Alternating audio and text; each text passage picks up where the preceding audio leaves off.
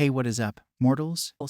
It is Robo Celestial here with a new video for you. Welcome to What If Deku Got One for All Early, the complete series. I just wanted to greet you guys by just saying, sit back and relax, you're in for a treat. So, we begin. The city was bustling and the streets were crowded. The news went a wall about the massive villain that was stopped in his tracks by Mount Lady. There was a boy with green hair who was within the crowd of onlookers. And well, you know the rest. Hi, my name is Izuku Midoriya. Growing up, I always had an aspiration for heroes and quirks alike. Sadly, however, I was born without one, but that never stopped me from chasing my dreams to become one someday. I trained hard growing up, working out every day on top of catching up with my studies, despite the constant put-downs by others on my lofty and foolish goal. I fought through the criticism and pushed on. On the day of the massive villain attack, I ran into a sludge villain and All Might saved me. By far the best day of my life despite being almost killed. Though because of my curiosity the same sludge villain escaped and ended up getting my childhood bully, Bakugo, as a hostage for the same villain who escaped. And now we're here. This is the story of how I became the world's greatest hero. I am here. All Might, why are you here? You were surrounded by reporters until just now. Getting away from them was a piece of cake. Why? Because I am All Might. All Might bursted into a cloud of smoke, freaking out Midoriya like he did before. He wiped the blood from his lip and carried on. Young man, I come with thanks, a correction, and a suggestion. If you hadn't been there, if you hadn't told me about your life, I would have turned into a guy in a bodysuit who was all talk. Thank you, that can't be. It was my fault in the first place. I got in the way of your work. And I said all those things even though I'm quirkless. That's right, it was because it was none other than this timid, quirkless boy at the scene that I was able to act. Top heroes have stories about them from their school days. Most of their stories have one thing in common. Their bodies moved before they had a chance to think. You share these qualities, young Midoriya. You too can become a hero. Thank you, All Might. Enough with the waterworks, kid. I need you to pay attention. I want you to inherit my quirk. One for all, this quirk stockpiles power. It's been passed down through the generations. Each time, the power grows with each successor. To inherit this gift, however, you must first prepare your body to hold all this power. Whoa. I've never heard anything like this before. I mean, it seems impossible for something like this to be a thing. Hey kid, you're spitting out word vomit again. Anyway, I should put you through some physical training if you're serious about being the next symbol of peace. Izuku began to lift his shirt, revealing his chiseled figure and seeing if this was enough to hold one for all. Upon looking, All Might spat out more blood out of pure shock. Young man, I had no idea you were already this fit. Yes, that should be more than enough to hold one for all. All Might then pulled out a small bit of hair from his scalp and presented it to Izuku. Eat this. What? Why should I do that? All Might got nervous as he scratched the back of his head with his other hand. Well, to gain my quirk, you must ingest some of my DNA. That's just how it works. Izuku ate the piece of hair grudgingly, however.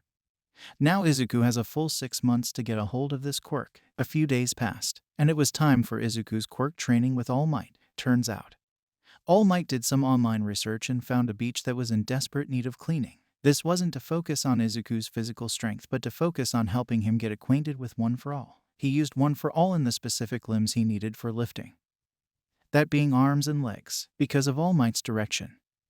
Izuku doesn't go full out with One for All the first time he uses it. For now he is just testing the waters. So, this is the power of All Might. Izuku gradually increases his power output until he reaches his limits, which at this point would be about 3%. On accident, Izuku pushed the limits too hard and ended up spraining his arm.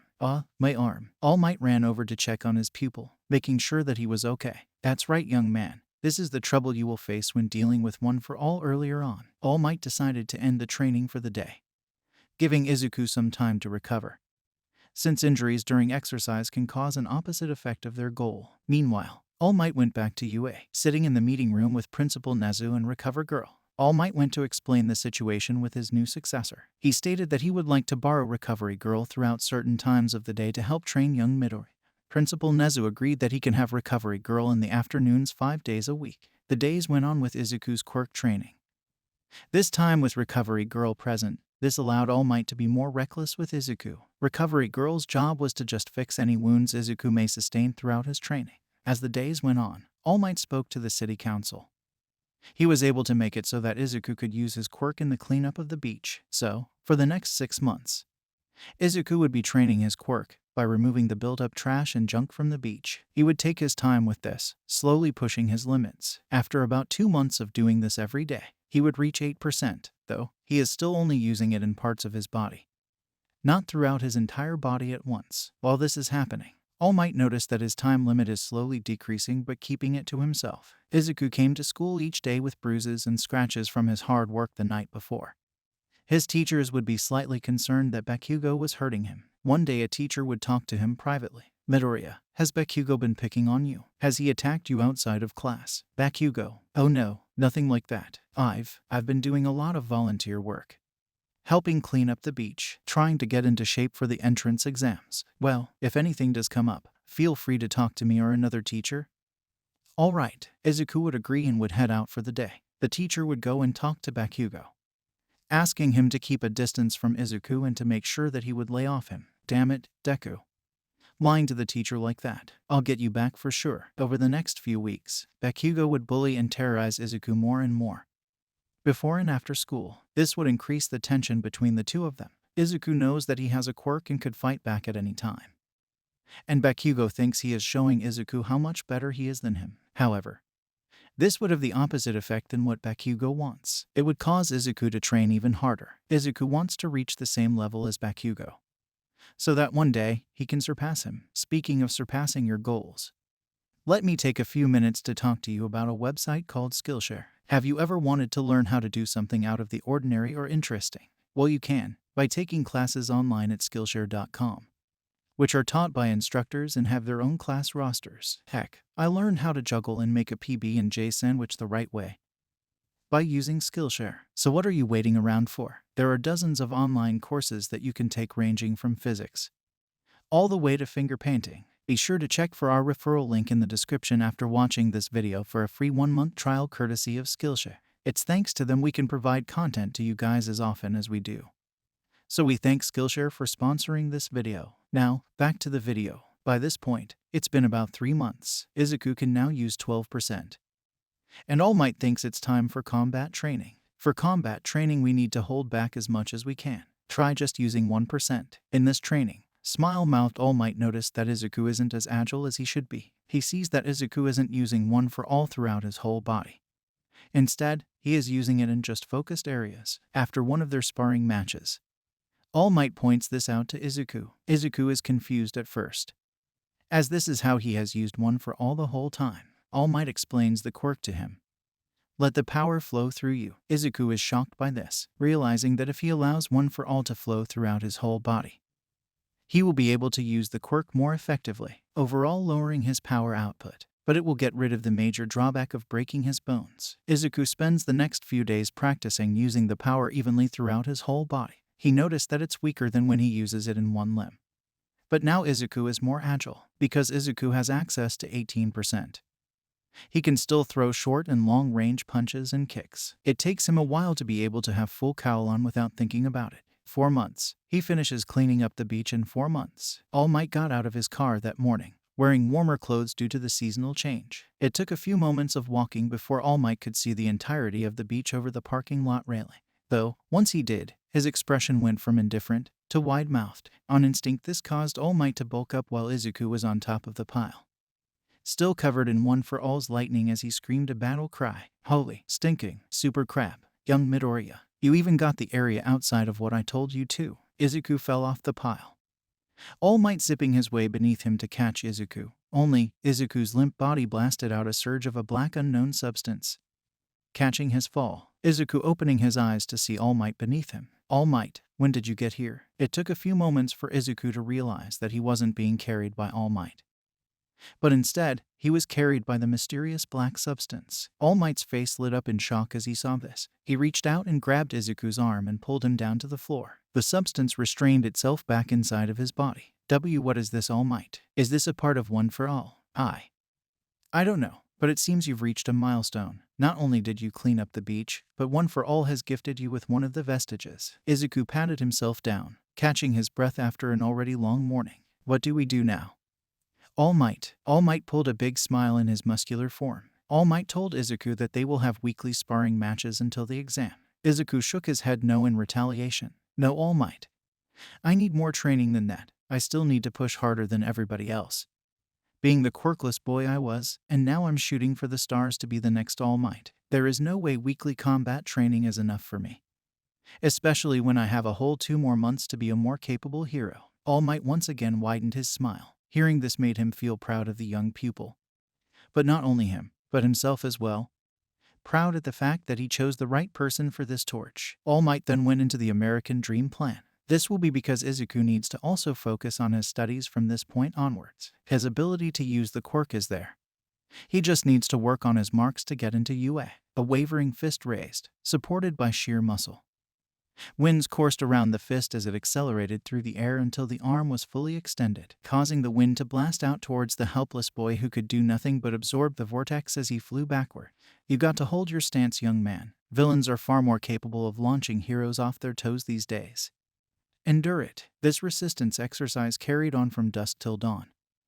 Each time Izuku was sent back, and with each take the emerald-haired adolescent was sent back a much lesser distance than before, on the last fist throw of the day.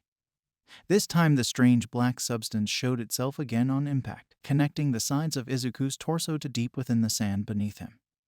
Anchoring Izuku where he stood as the vortex disfigured his hair and flapped the cheeks on his face. All Might and Izuku consecutively smiled at each other. And it earned him an extended exercise, switching the practice from self-anchoring to getting a grasp of this new quirk. Alas, it never showed up again that day. He spends the rest of the time until the exam doing combat training and study. He also practiced turning full cowl on and leaving it on for as long as he can. The few first times, he could last up to 3 hours at a time before his body locked up, though, unlike All Might, Izuku only needs 10 minutes to cool down again, which is where Izuku would turn it back on for another 3 hours as he sparred with All Might. Izuku would even do this outside of the beach, leaving the quirk on in school, or even while he's just at home, doing small exercises as well. This helped Izuku's body to adjust to the higher percentages of one for all, while increasing the time he can use. This kept up until Izuku could finally leave one for all on permanently while at 20%. The time for the exam was upon them. All Might tells Izuku that he was proud of him for all the work he has put in and for how far he has come. He also lets Izuku know to give the exam his best, though Izuku still felt a sense of disaccomplishment. The mysterious other quirk never showed up again after the anchor training. The theory-based exam. Izuku did pretty well on this, since he hadn't overworked his body. He was able to study without feeling so drained. He spent the end of the year just focused on studying since he finished cleaning the beach early. In the practical exam, Izuku wasn't all too nervous. He knew he had the power, and he'd done all the work beforehand for this. He had to give it his best. Bakugo was still placed next to him for the explanation of the point system. Bakugo was livid, seeing the useless, quirkless loser at UA like this. Well, it was only a matter of time before he'd get kicked out anyway.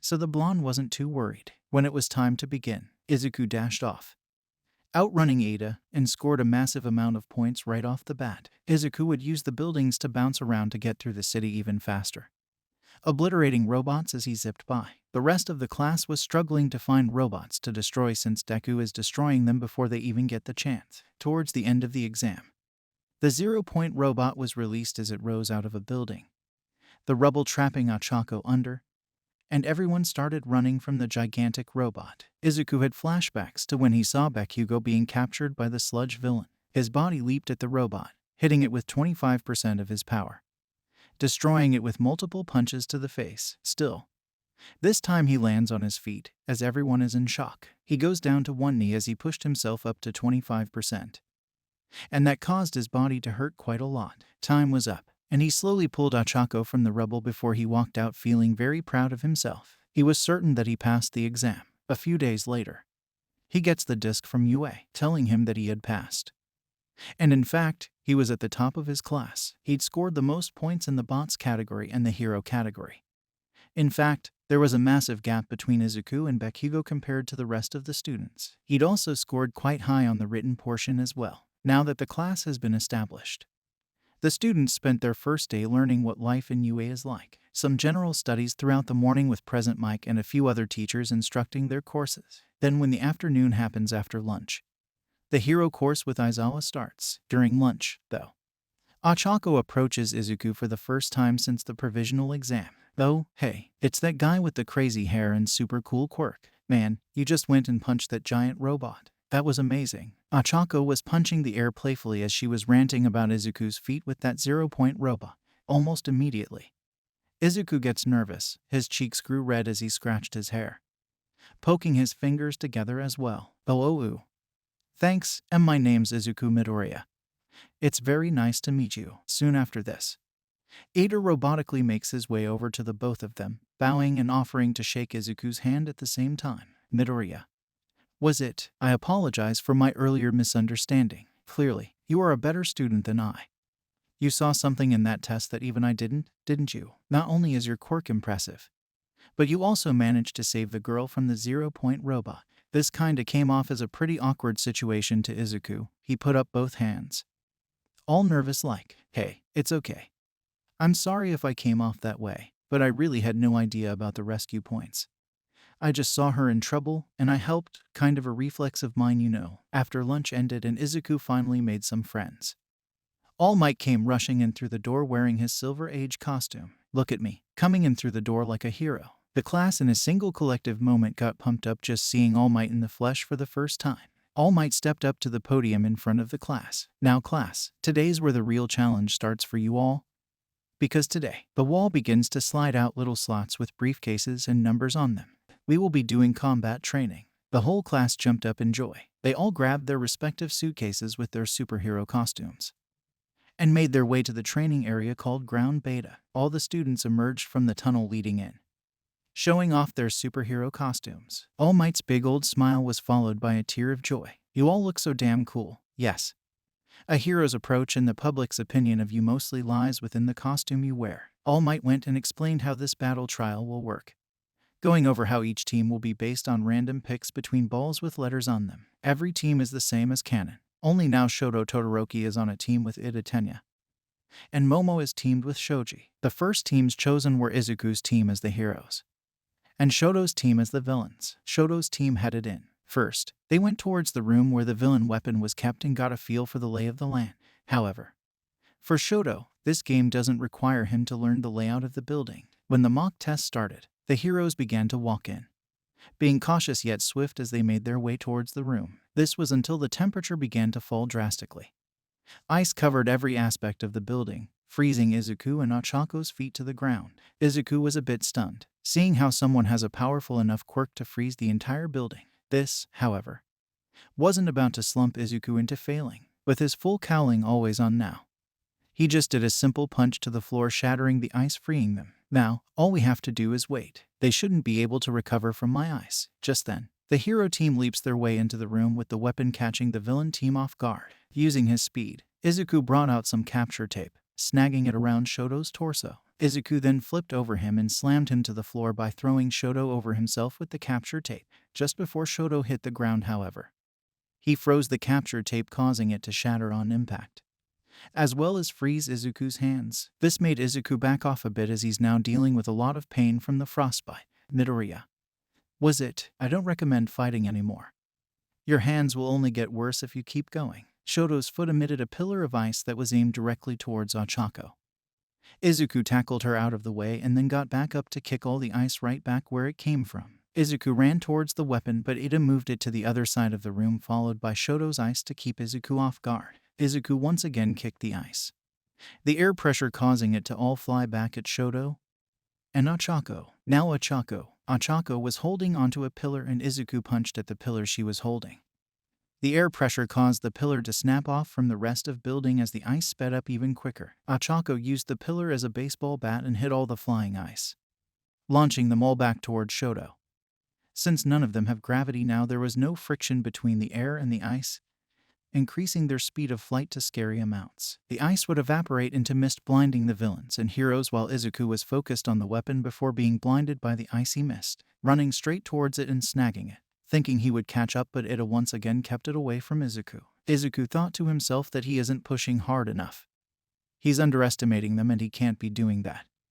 So he cranked up one for all a bit past his limits. He would then launch forward, The shockwave caused the mist to blow away and everyone can see again, and Todoroki immediately launched another big barrage of ice straight at Izuku, and it caught him. He started to get covered in ice.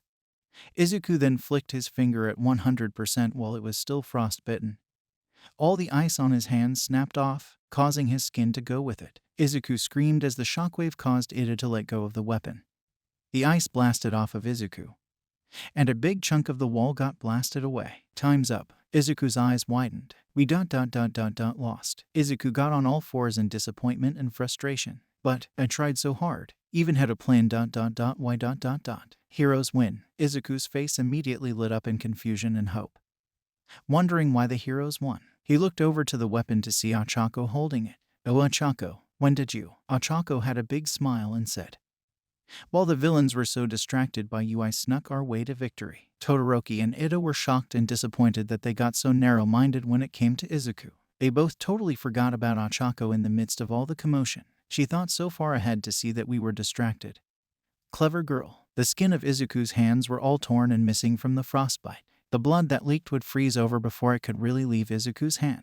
His finger was also purple from it breaking from that 100% flick. That hurts. Izuku fell to the floor, going unconscious now with all of his adrenaline gone, and all that pain he accumulated hit him all at once. The rest of the class watched from the spectator room in awe, not sure on how to react. Even All Might was on his toes the whole time. Asui. This class is intense. Ribbit. After Deku was sent to the nurse's office and the building got cleaned up a bit more, the rest of the class went through their battles just as they did in canon. Besides the new team change-up for Momo and Shoji, they won their battle. Now we're going to be shifting over to Bakugo. Turns out some very important stuff with him went down while Class 1A was doing their mock battles. After Bakugo was sent to the principal's office to have his expulsion finalized, he lashed out, trying to blast Nezu. You can't just expel me like that. I'm better than all of the other weaklings at this school. Principal Nezu sighed, looking down in disappointment. While you do have good test results, you don't seem to have the heart or character of a hero. I recommend you look into a different profession. Bakugo would respond by trying to blast the principal. In the same instance, All Might was standing between them. Young Bakugo, you may want to leave right now. If you refuse to leave peacefully, there will be consequences. Bakugo leaves by blasting the door open and walking out as explosions are emitting from his hands. Young Bakugo, you need to learn to control that temper of yours. Bakugo blasts his way out of the gate and begins to head towards Izuku's house. If that weakling thinks he can be a hero, then I'll show him just how wrong he is. Bakugo is letting off explosions from his hands out of pure rage as he stomps his way towards Izuku's house. I'll destroy him and everything he has. Bakugo is destroying the streets, but his tunnel vision keeps him from noticing all the damage. Entire sidewalks are being shattered and fences are being blasted outwards. When he is about halfway there, All Might lands before him. So then, Bakugo, are you going to let your anger control you, just because you're kicked out of UA? Do you see it as fair to destroy what people have worked so hard to make? All Might points towards the destruction of the street. I see you're heading towards young Midoriya's place. For what reason, might I ask? What is it to you? Get out of my way. All Might places his hand on Bakugo's arm, but he responds by blasting All Might in the side of his torso with a full power explosion. Don't touch me. All Might grabbed at his side, as Bakugo did hit his weak spot. A small amount of steam starts to emanate from All Might's body. Young Bakugo, if you keep this up, you will never become a hero. Shut the hell up. Stop acting like you know everything, All Might. This is what makes you and Midoriya different. It's the actions you take that lead you down the path to your future. Now I need to take you in. The steam around All Might is starting to increase. All Might gut punches Bakugo, knocking him out to take him to the police station. He barely manages to get away from the police station without changing back. When he does change back, he falls over coughing up blood. His injury is swelling, and he gets a bit dizzy. All Might wakes up in a hospital room. His doctor comes over with some bad news. There has been some internal bleeding from the blast and overuse of the quirk. All Might shouldn't use his quirk for more than an hour or two at a time. Bakugo wakes up in juvie a short while later. He is then being asked a few questions, and then his mother is called to pick him up. When she arrives, she starts to yell at him. First, you get expelled from UA and now this. Get in the car now. I don't want to hear what you've got to say for yourself. Bakugo, in his frustration, gets in the car. She signs the paperwork, and then they head home. How do you plan on getting into a hero course now? You've got a criminal record. It will be hard enough to get into a decent school. let alone a hero course. This is your mess. You deal with it. Bakugo spends the next few days trying to apply for schools.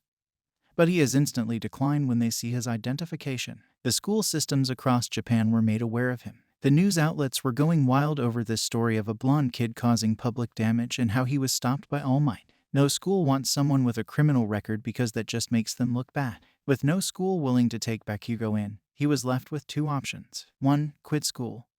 Or 2. Go to a cheap public school. Bakugo blamed All Might, Eraserhead, and Izuku for him being expelled and refused to take any of the blame for it. He just doesn't see how his actions lead him down this path. This caused his personality to darken even further. He would lash out at his family about small things whenever something doesn't go right for him. Bakugo decides if no school will take him, he will do homeschooling. One day, a few weeks after he started, he went downstairs and saw that there was some kind of green goo forming in midair before him. Out of curiosity, he began to touch it only for the goo to stick to him before swallowing him whole without anyone else noticing. He emerged from the goop and found himself in a dark room with someone sitting in a chair across from him. The man was wearing a suit, but his face was covered by a mask. Bakugo, was it? I'd like to offer you a chance to get back at the people who ruined your life. Bakugo had small explosions going off in his hands while taking a defensive stance. If this is some idiotic ploy, I swear you won't live a long, happy life. The man chuckled at Bakugo's pointless threat. If you join us,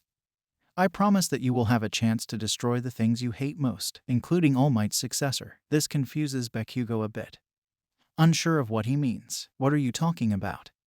You better start spilling your knowledge before I get pissed. Quit your cryptic bullshit. You'll do yourself more service by respecting your elders. Young man, the power that All Might possesses is an accident of my own design, a powerful quirk that gets passed down from user to user. All Might must have thought that your acquaintance, Izuku Midoriya, would be a good pick as the next successor, seeing him as the next symbol of peace. Bakugo snaps once again, learning of this new information, taking a long deep exhale as his explosions get more rapid. Glaring at All for One with a crooked smile, I agree to join your stupid gang, however, only if I get to be the one who kills Deku. Bakugo was a successful student and a gifted individual glowing with pure talent that everyone would aspire to be, only to be someone that derailed from his clear path as a hero. All because of just one bad day. All for One used the same quirk he used on Bakugo to teleport a Namu to them. I see you've got the spirit, but does your prowess back up your ego, I wonder? Fight this Namu, and keep fighting until you win. I'll give you a gift as well as a notice to my disciple of your arrival into the league. He begins to go through some combat training with the Namu. This Namu, however, has the quirks of shock absorption, heat resistance, and regeneration. It's designed to be able to withstand anything that Bakugo throws at it. Bakugo spends his time studying, and then at night he would spar with the Namu while training his quirk. He eventually comes up with the idea to use controlled explosions to create a rotating blast coming from his hand. After some trial and error, he can now redirect the blast and energy that is applied, causing the explosions to be dozens of times the original destructive force. He had to let it build up for nearly a minute, but eventually he was able to tear a hole in the Namu. His arms are nearly always strained at this point. He overworks his quirk almost every day. Eventually, Bakugo overcomes this hurdle with the Namu, blasting it in half entirely with the right amount of force and calculation. The man with the suit returned, congratulating Bakugo of his feat. He then warped them both to introduce Bakugo to the others, and Bakugo immediately thinks less of them. Bakugo is told that he and his disciple will be tested to see which one of them will be leading the assault team. Back in UA, the students of Class 1 were sitting in class. Today, you students will be going through rescue training. The location where this will happen will be in a different facility. Aizawa pressed a button on the handheld clicker and panels began sliding out of the wall with briefcases inside. So put your hero costumes on and meet outside by the buses in 10 minutes. But just remember, you still aren't used to those costumes, so wear them at your own risk. The class got into their hero uniforms and started to all make their way down to this rescue facility. When they got there, they were approached by the rescue hero. 13. Welcome Class 1A. Today we will be going over some rescue training. In order to do that, we created a facility for just the thing. Welcome to the USJ. 13 opened the door to present the inside of the facility. Class 1A immediately got excited as they entered. The facility was filled with different hazard zones for all rescue situations. After 13 explained the basic gist of what they will be doing today in each hazard zone, A dark mist appears in the middle of the facility and villains started to emerge from it. Aizawa and All Might start to take a defensive stance. Get back. This isn't part of the training. Those villains are real. The students get close together behind the pro heroes before them. They were all dealing with this overwhelming sensation of fear since they're now seeing villains firsthand. 13 told Ida to run to the escape, and as in canon, he did while 13 stopped Kurogiri from stopping. Aizawa jumped right in and began taking on the villains in groups using his capture weapon for ranged combat. All Might was planning to reserve himself for the most part due to his very limited time limit. However, to be a hero you must have self-sacrifice. All Might leaped right in, breaking the sound barrier. The Namu that was next to Shigaraki leaped towards All Might as well. During this time, now that the students were alone with 13, Kurogiri covered them all in his black mist, teleporting them all to random hazard zones, all of them landing where they were in canon. Izuku fell into the massive body of water, where he was confronted by a shark villain and he punched the water. This causes the water from his fist to shift around to a tremendous amount. The shark villain drifted backwards as Asui wrapped her tongue around Izuku's torso, leaping them both onto the yacht above. Izuku took a few coughs to recover his lungs with air. They then both, just like in canon, went to explain the situation and their quirks, ultimately coming up with a plan. Asui wrapped her tongue around Izuku once again and leaped, taking Izuku with her. Izuku then drew back his fist, punching at the water beneath him, causing them both to get launched. Izuku then began to keep them in the air by utilizing the pushback of the air with multiple times smaller punches, until they passed the water zone as whirlpools were summoned from the air pressure beneath them. When they landed, they both realized that Aizawa wasn't looking too hot as he was overusing his quirk between the many members of the villains he was fighting. Eventually it got to a point where Aizawa was being overrun by all the villains and he was getting beaten to death. All Might was now in full-on battle with the Namu. However, just like Aizawa, it wasn't looking good. All Might was putting his all into fighting the Namu, eventually suplexing the Namu into the ground. However, Kurogiri used his teleport to teleport the Namu's upper body to arise from under All Might's torso, digging its fingers into his weak spot. This forced All Might to partially transform back to normal. Izuku had a worried look on his face as All Might was showing his true colors. The other students were watching in disbelief. Luckily, Todoroki already made short work of the group of villains he had to deal with and was there to freeze the Namu, loosening its grip on All Might for him to easily break free and back off to recollect himself. Izuku rushed towards All Might, keeping an eye on the villains. He was worried because there was clearly a lot of blood bleeding through All Might's shirt. "Will you be okay, All Might? What can I do to help? There isn't that much time left for you, is there?" All Might simply responded with a thumbs up as he buffed back up again. "Not to worry, young Midoriya. I will be fine. You should get back to the entrance with Aizawa. I'll deal with the villains here." All Might once again rushed back into the fight with the Namu, amping up his power immensely as each individual punch started to sound like shock waves now. Shigaraki was nervously scratching his neck looking at the scene since Namu actually looked like it was taking quite a bit of damage now. Izuku, Todoroki, and 13 escorted Aizawa as well as the rest of the students back towards the entrance. Though out of worry for All Might, he looked back at the scene, only to see Bakugo walking out of the portal and stood behind the boss. Izuku's eyes widened to see that Bakugo is potentially with the villains now. The smaller teams of thugs began rushing at the young heroes. Izuku set his portion of Aizawa down, giving him to Todoroki as he ran back towards the scene. He cranked up his speed and began just rushing through all the villains while the air pressure from his fists were knocking them back out in groups with each punch. Bakugo leaped up in the air as he saw Izuku rushing towards Bakugo and he dive-bombed straight towards him. Once he got close enough, he launched a full-powered explosion right at Izuku, only for him to leap in the air straight at the explosion, using a 50% kick to derail the trajectory of the blast off to the side as they both then clashed. As this went on, Shigaraki scratched his neck more. He began explaining the Namu's quirks to All Might to hopefully get him to feel discouraged in this fight.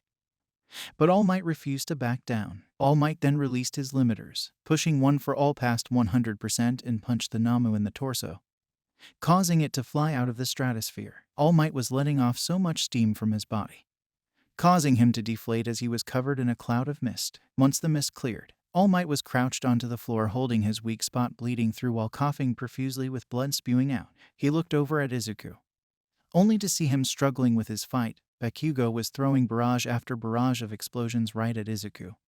His skin along his arms began melting away as he was trying to block the blasts. Aizawa managed to open his eyes, looking at Bakugo, shutting off his quirk. This gave Izuku an opening, using one for all through his damaged arms and punching Bakugo back as he hit the wall. Izuku then collapsed, giving Shigaraki an opening to decay the kid, immediately as All Might noticed of Shigaraki's movements. He buffed up fully again, using the last bit of one for all to zip past Shigaraki and cover Izuku. He didn't have any more in him to keep fighting. He only had enough power for running at this point. Shigaraki made contact with All Might's skin, and then All Might picked up Izuku as he was slowly decaying, eventually making it back to the entrance after a few quick moments, falling to the floor with Izuku. It took a few moments, but Izuku opened his eyes to the sight of a smiling, decaying Small Might. He went and wrapped his arms around Izuku with tears flowing down his eyes. Izuku also began to cry as he saw the condition All Might was in. Young Midoriya. Today ... you became my hero. I'm so grateful that you turned out to be my successor. Show the world what it means to be the symbol of peace. Just as All Might crumbled into dust in Izuku's arms as he was weeping with what was left of All Might, the villains once again began to regain consciousness. But it was too late. Ada has already returned with the rest of the pro heroes as backup. They began making their rounds, capturing as many villains as possible. This occurred while a wounded Shigaraki managed to escape even after taking a few bullets from the hero snipe. The pro heroes began to escort the class back into the buses, but Izuku refused to leave what was left of All Might behind. He pushed the heroes off of him as they were getting more forceful until Midnight used her quirk to put him to sleep. Bakugo's eyes widened as he witnessed All Might's death. As the pro heroes were making their rounds with the villains, Bakugo immediately ran to the portal, but he stopped just before going through to take one final look at the remains of the former world's greatest hero, All Might. The news of All Might's death took the world by storm. A few days have passed since his death, and everyone is dealing with it in their own ways. Izuku is pushing himself, putting the blame on his own lack of strength. All Might died saving him after all. At the funeral, a short old man comes up to Izuku. You're Midoriya, aren't you? Yes, I'm sorry for your loss. Toshinori turned out to be a fine hero to the very end. Hey, if you need anything, just give me a call, Mr. Successor. He hands Izuku his business card. During this time, the rate of villain attacks rose. There are more villains around causing trouble since the incident.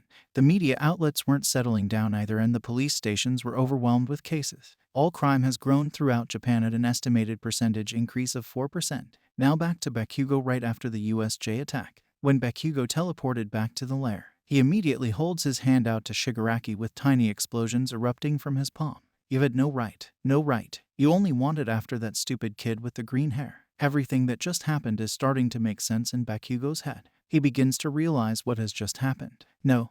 A single tear goes down Bakugo's face. He thinks to himself, I just wanted to hurt them. I didn't want this. Bakugo reaches out ready to blast the leader of the league in the face. He then finds himself falling.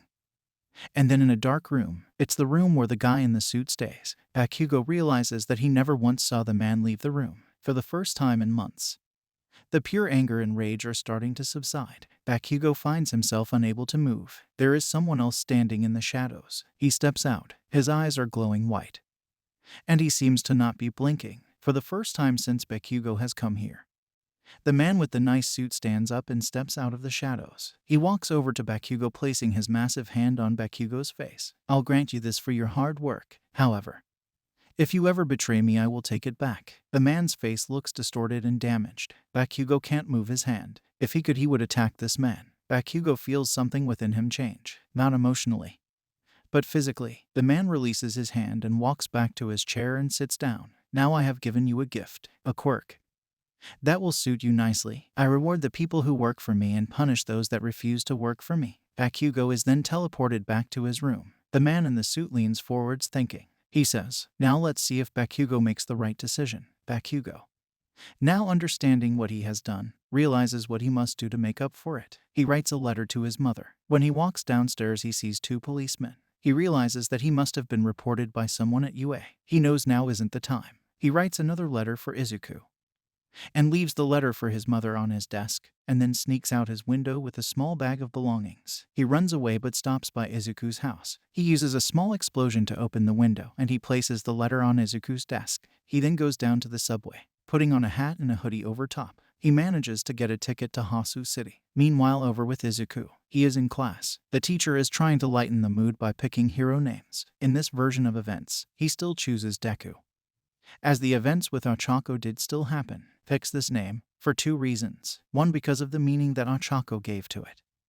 And the second, because he wants Bakugo to know that it was Deku that beat him during some combat training.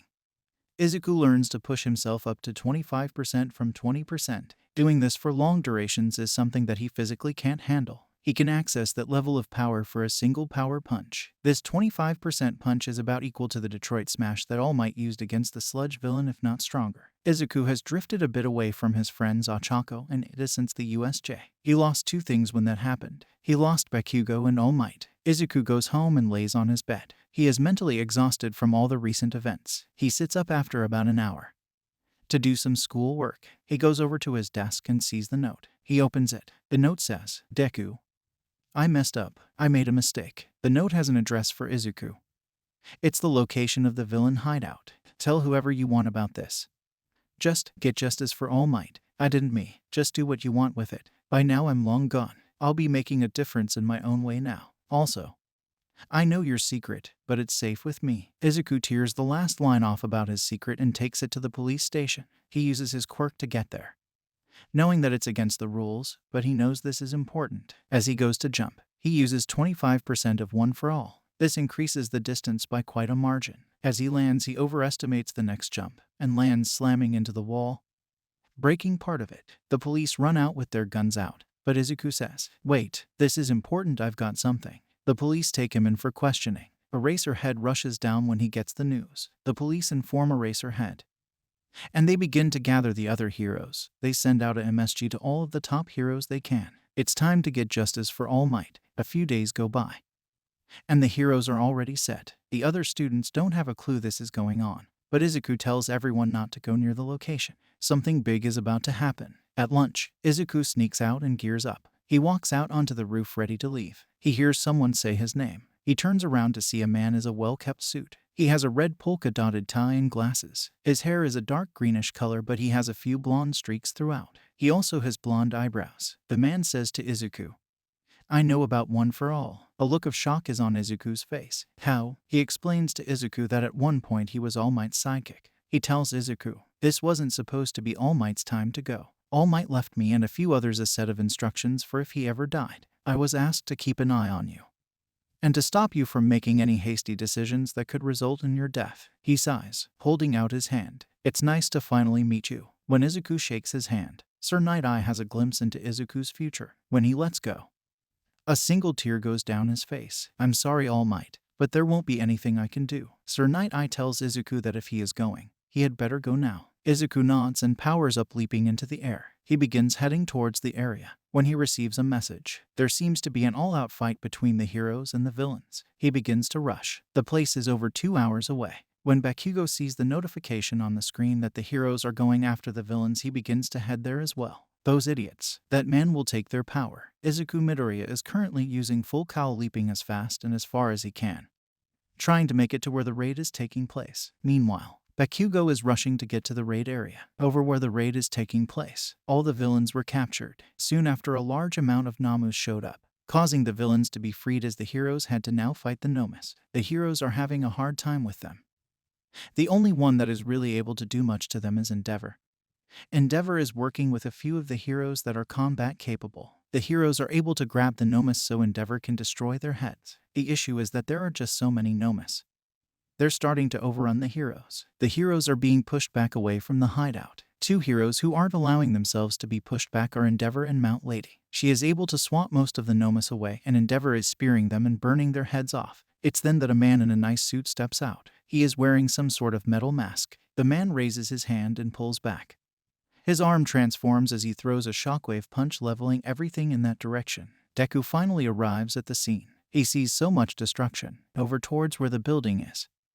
Deku looks to see that there is a young girl under the rubble. Deku goes to his full power and leaps at the girl to try and move her out of the way. As he was moving closer to her, the building collapsed. He saw the building falling in slow motion. He knew that he wasn't going to make it in time. There is nothing he can do. He even tries planting a foot and powering up even more. 35%. He is about 20 meters away as he sees the roof just about to crush her. Then something happens. There is a massive explosion upwards. When the dust clears, Bakugo is standing there holding the girl. Bakugo has a different look on his face, the kind of face that Deku has never seen before. He looked pleased. From the shattered building, a beaten-up Endeavor slowly climbs out. His flames are barely still lit. He is exhausted as he stands up and says to the two, "Get the girl out of here and evacuate the city. I've tried everything on this guy. Nothing is working." Endeavor creates a massive fireball and then launches it at All For One. All For One just pushes out his hand, creating a shockwave, sending it right back. Bakugo puts out one hand, creating a massive explosion that is then focused to create a shockwave. As Deku creates a massive punch, the forces on each side of the fireball are then matched and the fireball is flattened and extinguished. Endeavor looks at the two a bit taken aback. "Aren't you two just students?" The two respond in sync. "Yeah, but that doesn't make us any less willing to help." Endeavor tells the two, "Well then, I grant you both permission to use your quirks in this conflict." Bakugo smirks finally. "I can let loose." Dead Arms makes it over to Bakugo and takes the girl out of his arms. "I'll get the girl to safety. You three do what you can to beat this guy." Endeavor creates fire spears and launches them at All For One, while Bakugo and Deku are creating massive shockwaves and launching them at him. All For One planted his feet into the ground, only being pushed back slightly from the massive amount of shockwave attacks that Deku and Bakugo are doing. They're both feeling the strain. They both know that if either one of them stops attacking, it's all over. Deku feels his arm muscles tearing, and Bakugo feels the pushback from each shockwave nearly shattering his arms. Bakugo is doing his best to redirect the force back towards All For One, because if he messes up and gets knocked over, that's it, they're all dead, while All For One is being pushed back. Enough, and then activates his quirk Impact Recoil. Deku and Bakugo are instantly sent flying into the air. All For One then begins to walk into the air. Enough is enough. Izuku Midoriya, it's time for you and that quirk of yours to die. One For All has seen its last day. As Izuku slams through an abandoned building, he hears the man say One For All. He wonders how this man knows about One For All. Who is this guy? He is so powerful. Just then Deku sees Bakugo rocket over to him, grabbing Deku with one arm, placing the other arm up and blasting the roof of the building open, before rocketing then both upwards. Just as they leave that blast range, the build suddenly explodes. All For One had thrown a shockwave punch from the looks of things. Deku is shocked by Bakugo's speed and mastery of his quirk. The land back over where Endeavor is. Endeavor says where he is. They assume he is talking about All For One. All For One grabs Deku's arm and slams him into the ground, breaking his arm. Izuku thinks to himself, I didn't even see him move. What crazy speed." All For One drops down to the ground, grabbing Deku by the face. "You're lucky I cannot forcibly remove your quirk. However, killing you, now that's quite possible." Bakugo rockets behind All For One, blasting him in the back with everything he's got until he can't lift his arms due to the strain. Due to the full power blast, All For One dropped Deku. All For One as a reaction kicked Deku, sending him flying through a building. Deku climbs out of the building with cuts and bruises all over him. He sees Bakugo about to be smashed by a full power strike from All For One. Deku closes his eyes. In his mind he sees All Might, his mother, his friends, everyone. It's like they're all giving him power. Deku then sees the prior users of One For All. The full Cowl's lightning is then being released all over his body. It's covering the area around him. 30%, 40%, no 50%. It keeps rising. 60, 70, 80. Dekus's body is starting to feel the strain. 90, 100%. Deku moves as a shockwave covers the area around him. The leg's bone that he uses to step shatters into dust. Deku gets between All For One and Bakugo. He yells United States of Smash. His fist collides with All For One's. A shockwave that was created as a result destroys a large amount of the area. As both Deku and All For One are sent flying back, Deku passes out for a moment and is caught by Bakugo. "I can't believe I have to say this, but the only way we stand any chance of winning this is if we attack him at the same time. I've got enough left in me for one last full power blast. I'm going to need a moment to prepare for it." Endeavor returns, landing next to the two. This area is cleared. The city is on its way to being evacuated, and he should be here any moment now. Bakugo begins preparing his rotation bomb. He uses both of his quirks to rotate the explosions faster than ever before, then rotating it in multiple directions to increase its rotation damage. Deku says to Endeavor, "We need a few seconds to get ready. We need you to buy us some time." Endeavor nods. Izuku stands up on his good leg, while his other leg just dangles there. His left leg and right arm have been completely shattered. Endeavor flies at All For One, throwing flaming spheres and small fire blasts at him. All For One grabs Endeavor and says enough. He then absorbs Endeavor's quirk. Endeavor's flames fade and he is thrown aside as All For One lights up, covered in flames. Deku sees this happen. As he does, he powers up to max. One For All surges throughout his leg and his arm. After he jumps, he plans to transfer all of the power from his leg into his arm. Bakugo says. Ready, let's kill this guy. For All Might. Deku nods. Bakugo places one hand behind him, rocketing himself towards All For One. A split second later, Deku leaps at All For One. As they do this, All For One pulls back a smash. His arm grows massively as he throws his punch. It collides with Deku's arm and Bakugo's rotating bomb. The shockwaves are destroying the area around them. Then for some unknown reason, All For One's strength seems to fade. Deku and Bakugo are able to overpower him, sending him flying across back into a building. Bakugo and Deku both fall to the ground, unable to move either of their bodies due to the strain. Eraserhead rushes over to the two of them. I'm sorry I'm late. While Bakugo and Deku are on the ground, Eraserhead was calling for medical assistance for the two boys and Endeavor, who appears to not be moving over where All For One is. His body has been ripped apart once the quirks were deactivated. He had no way to redirect the impact of the force. He is laying on the ground, his bottom half is missing. Tamura, who was about to leave through a portal, spots his master. He rushes over towards him. All For One is slowly regenerating part of his body, but the damage is so far beyond anything he has ever received that it will take hours at least. And by then the heroes will have captured him. He realizes this and grabs onto Tamura's arm. All For One, Tamura, it's time for you to receive a gift. This may be the last gift I ever give you, but it's been yours for a long time coming. Tamura, Master doesn't say that. You're going to be all right. We can get you. All For One, it's too late for that. I'll be fine. All For One transfers a quirk to Tamura. All For One, master that, and you will make me proud. All For One teleports Tamura away from the area before passing out. Some lesser-known heroes arrive. Ada's brother is one of the ones that makes it to the scene first. He takes Bakugo into custody, while Eraserhead and a few others deal with All For One. Deku is rushed into surgery. Several medical heroes are flown from all over Japan to come and work on him. He is in surgery for several days. They even have the best Genas try to help reattach some ligaments. They were able to restore parts of his arm, but his arms and legs will never be the same as they once were. It's highly likely that at most he will recover use on his right arm. A month goes by. Izuku is finishing some physical therapy on his right arm. When he woke up, he was surrounded by his classmates. Ochako and Ida had arrived as soon as they could, and they haven't left the hospital since. They'd been there for 5 days while Izuku was getting worked on, and while he was in a coma-like state. The rest of his classmates visit for an hour or two each day. It was at one of these times that Izuku woke up. He was a bit dizzy after he woke up. He couldn't move his legs and one of his arms. The other was a bit numb and hurt to move. He asked to talk to Bakugo, but he seems to have been arrested by the heroes at the scene. Izuku was told that a court case for Bakugo would be coming up in 3 months. After a month of physical therapy, Izuku was confined to a wheelchair. It was at this point he was visited by Sir Night-Eye and his student. Sir Night-Eye: Izuku, this is twice now. Things haven't gone the way I was expecting. I used my quirk to see the future. Your future. You were meant to die on the operating table. Izuku goes pale and looks at his hand. Izuku, you saw my death, but you didn't try to stop me. Izuku has been a lot more depressed since his injury. He has had several doctors tell him that he won't ever be able to walk again, and even a recovery girl tells him there is nothing she can do for him. Eraserhead stops by once a day. He tells Izuku that if it wasn't for Izuku, the city would have been completely destroyed. Izuku asks Eraserhead every time he visits. Izuku, did the principal say I'm not fit to be a hero? Eraserhead shakes his head and says no. You'll always be welcome at UA. He thinks to himself, this kid more than any other deserves to be there. Eraserhead leaves. Eraserhead, with this new exchange student and a new teacher taking over All Might's old positions, I'm not sure if things will be ready for the UA Sports Festival. Over in Izuku's room, he is determined to be ready for the sports festival. He knows he only has one arm, but in his mind that's all he needs. He knows he can make All Might proud if he just tries that little bit harder. When Izuku is dismissed from the hospital, he returns home. His mother has been worried so much about him recently. She doesn't want him to go back to UA.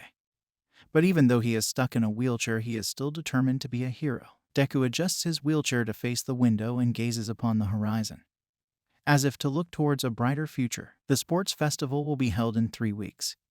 UA is trying to use it to capitalize on the importance of heroes. Everyone is training hard for it. But in combat training, the new student Myro appears to be a bit more talented than the rest. Izuku is still able to move around fairly well, as the support course class has to outfit him with a specialized suit. He can use it to walk, but not to run. His left arm just stays strapped most of the time. The specialized suit is extremely limiting. It's a bit bulky, but it allows at least some movement.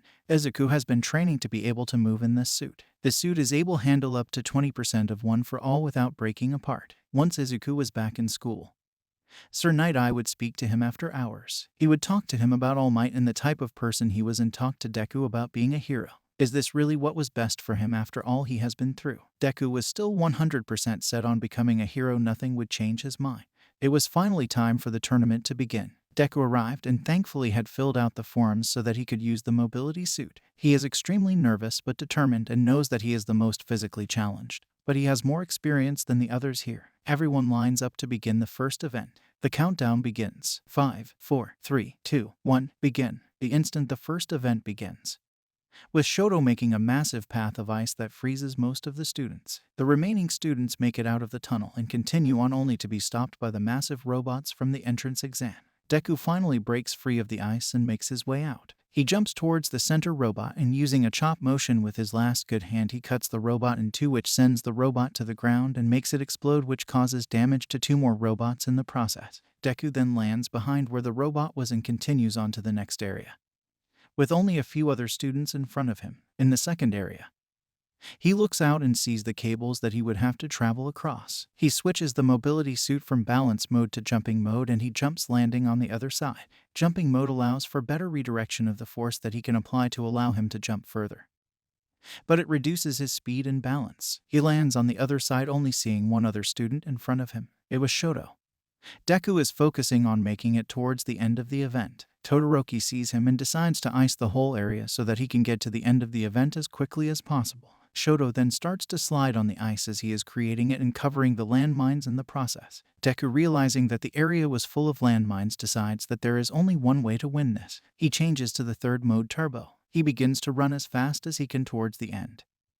He is running over landmines, but as they explode, they just miss him as he is able to outrun the explosions. As they get towards the end, the event, Deku overtakes Todoroki and crosses the finish line, coming in second place. He hears that he only got second place and looks to the time. He finished in just over 10 minutes, but the person in first finished in barely under 1 minute. He looks over to see Mirio. Deku thinks to himself, this guy was able to finish this event 10 times faster than I could. On top of that, I didn't even see him pass me. After everyone else finishes, the second event is announced. Ochako and Ida join Deku as they don't want him pushing himself too much. The other teams were similar to the original timeline. The second event begins. Straight away, Achacho, who is on top, lightens the 2 below her. Deku activates balance mode and begins to shoot out small shockwaves at some of the groups, while Ida ran at the group to try and take them out. They were able to take out a few of the Class B teams by overpowering them. There seemed to be a massive wall of ice over towards the middle. Miro's group was up against Todoroki. Mirio had Momo and Dark Shadow on his team.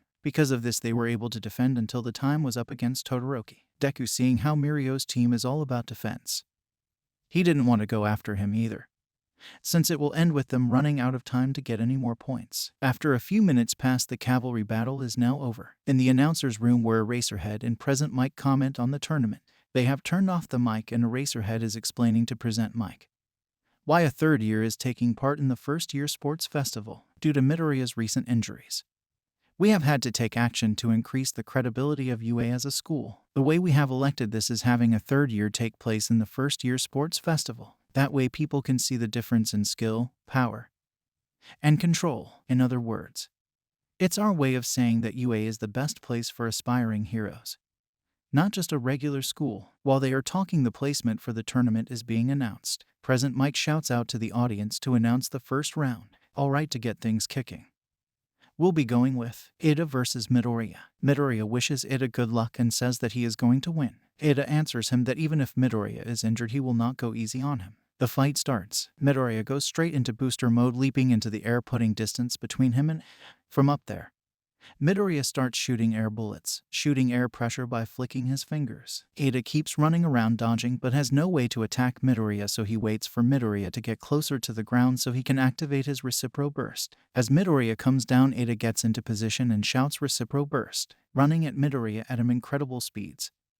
This is the first time he has used his attack, so it catches Midoriya off guard. Ida slams into Midoriya's chest, sending both of them flying out of bounds and into the stands. Midoriya tries to figure out a way to overcome this. He cannot lose. He will not let these injuries get the best of him. He activates One for All and slams his foot into the air. Surprisingly, he actually changed their trajectory, sending them back in the opposite direction. He then makes a second quick step to get free of Ida, throwing Ida down and propelling himself back up. Midoriya flies over the arena. His body is exhausted. He knows that he has overshot the arena, and he feels like he is about to pass out. Knowing he is about to lose, he falls to the ground. He hits the ground, having completely overshot the arena. Damn it.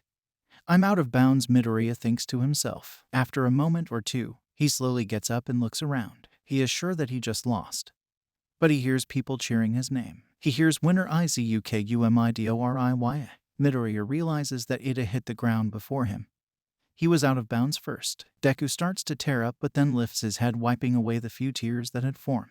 The next match is Monoma versus Todoroki. At the beginning of the fight, Monoma runs at Todoroki trying to hit him. Todoroki keeps dodging his first few attacks. Monoma eventually hits Todoroki, and Todoroki then proceeded to freeze Monoma's arm. Monoma steps away and the ice starts melting and then evaporates. Todoroki looks at Monoma surprised.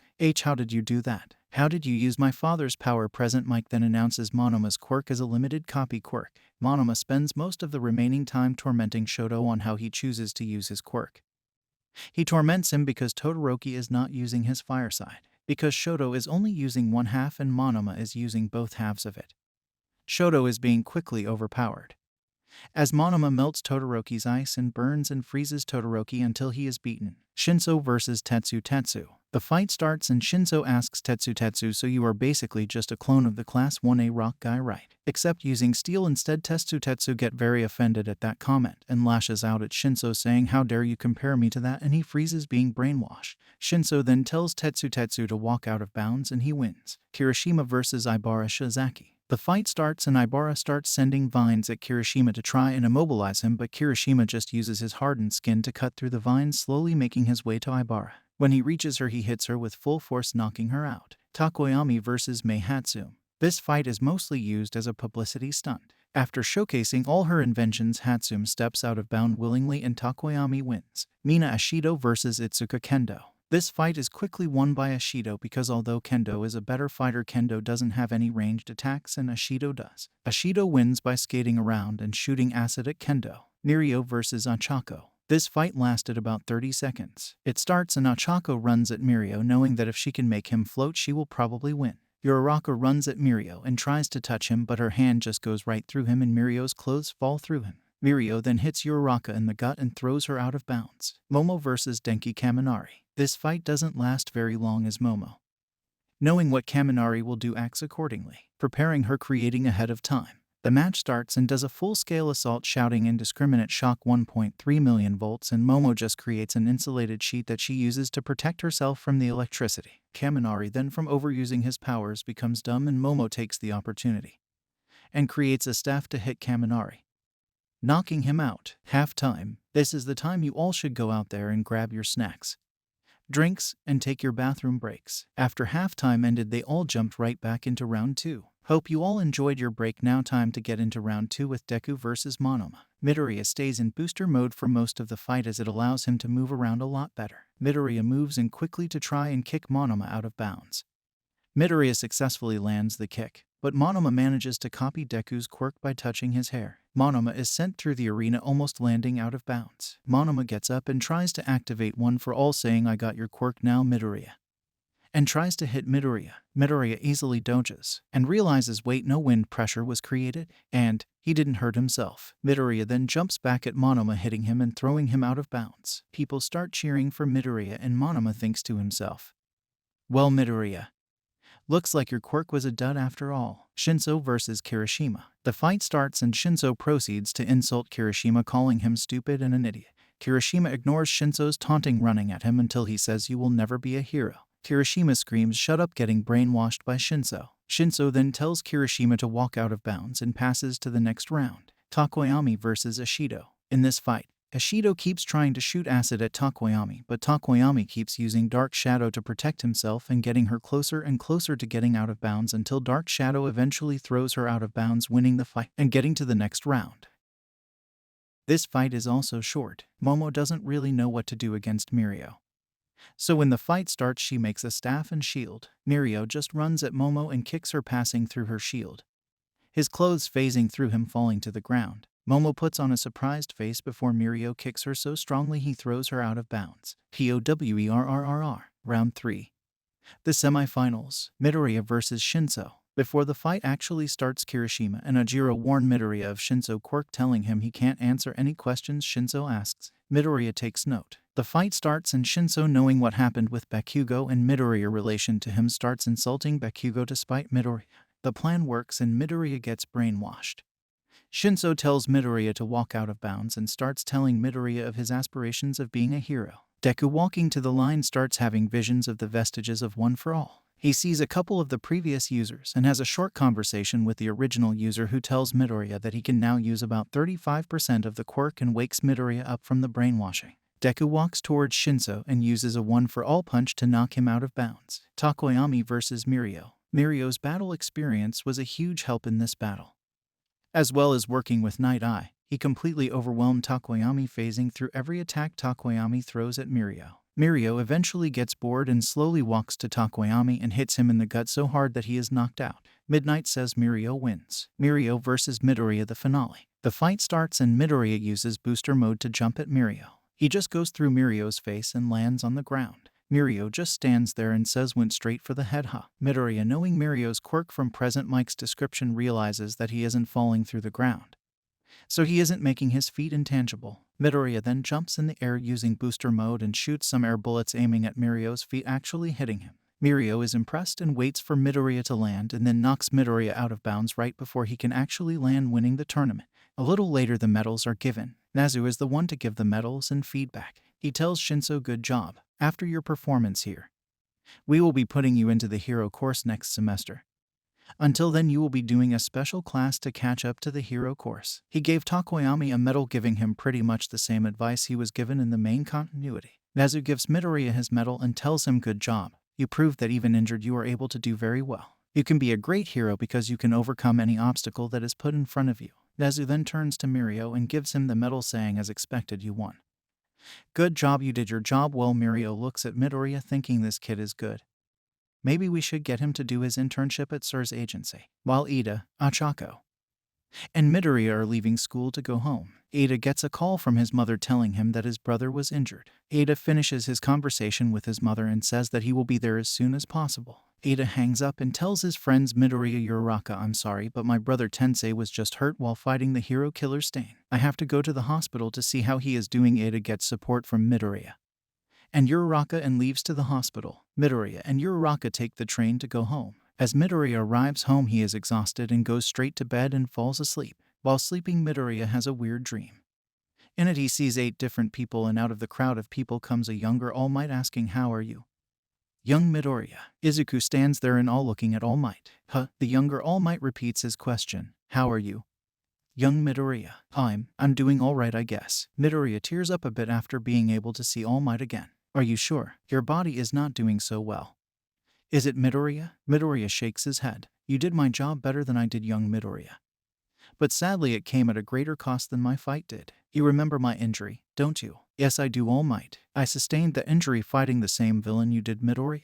His name is All For One, our sworn enemy. He has the ability to give and take quirks at will. Our job as pillars is to defeat him. Midoriya interrupts All Might.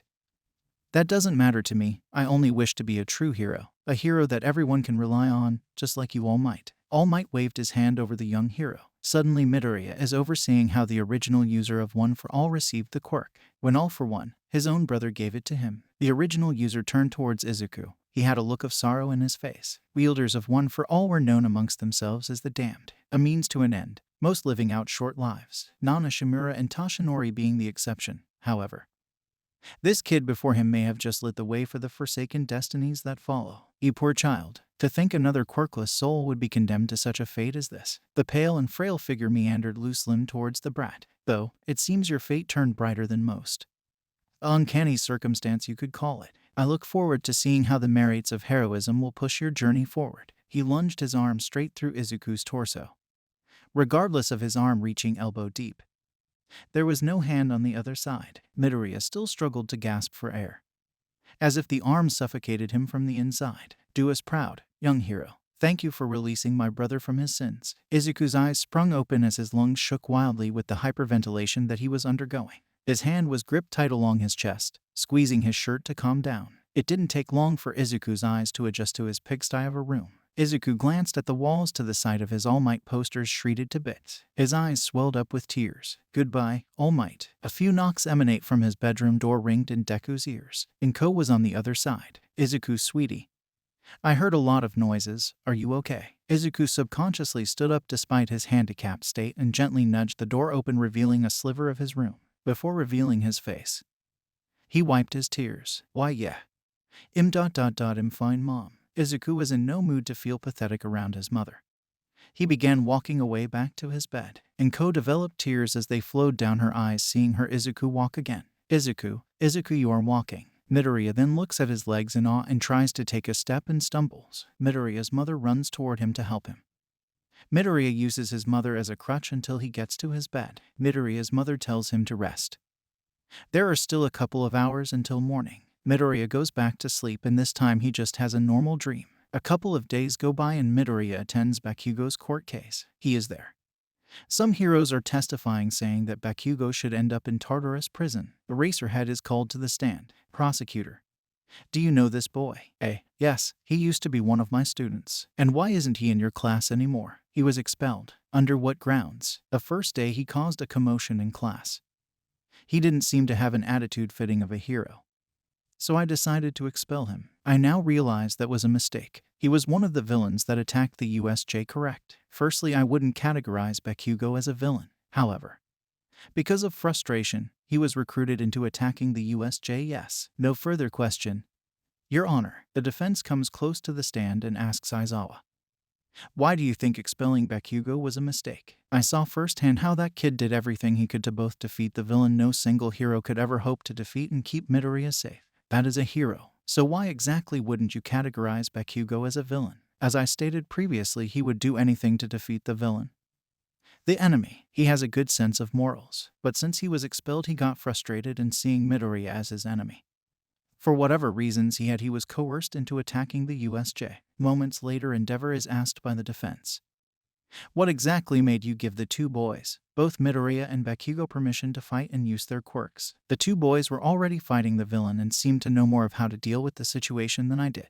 They also seemed pretty capable of taking care of themselves and powerful enough to hold their own, so I gave them permission to fight and use their quirks. It seems like the right decision in retrospect. They defeated the villain. Even if I lost my quirk in the process, the day was saved and the villain defeated. I got a better end to my career than All Might did. Thank you. A little later, Bakugo is called in as a witness and they ask Bakugo, why did you attack the USJ? Why did you leave the League of Villains? To be perfectly honest, maybe I deserve to go to jail, but to answer your question, I was very angry. Deku had just manifested a quirk and I was kicked out of my dream school. I was extremely angry, and on my way home I started using my quirk subconsciously and destroyed some property. This got All Might to arrest me. I had lost everything I had worked for.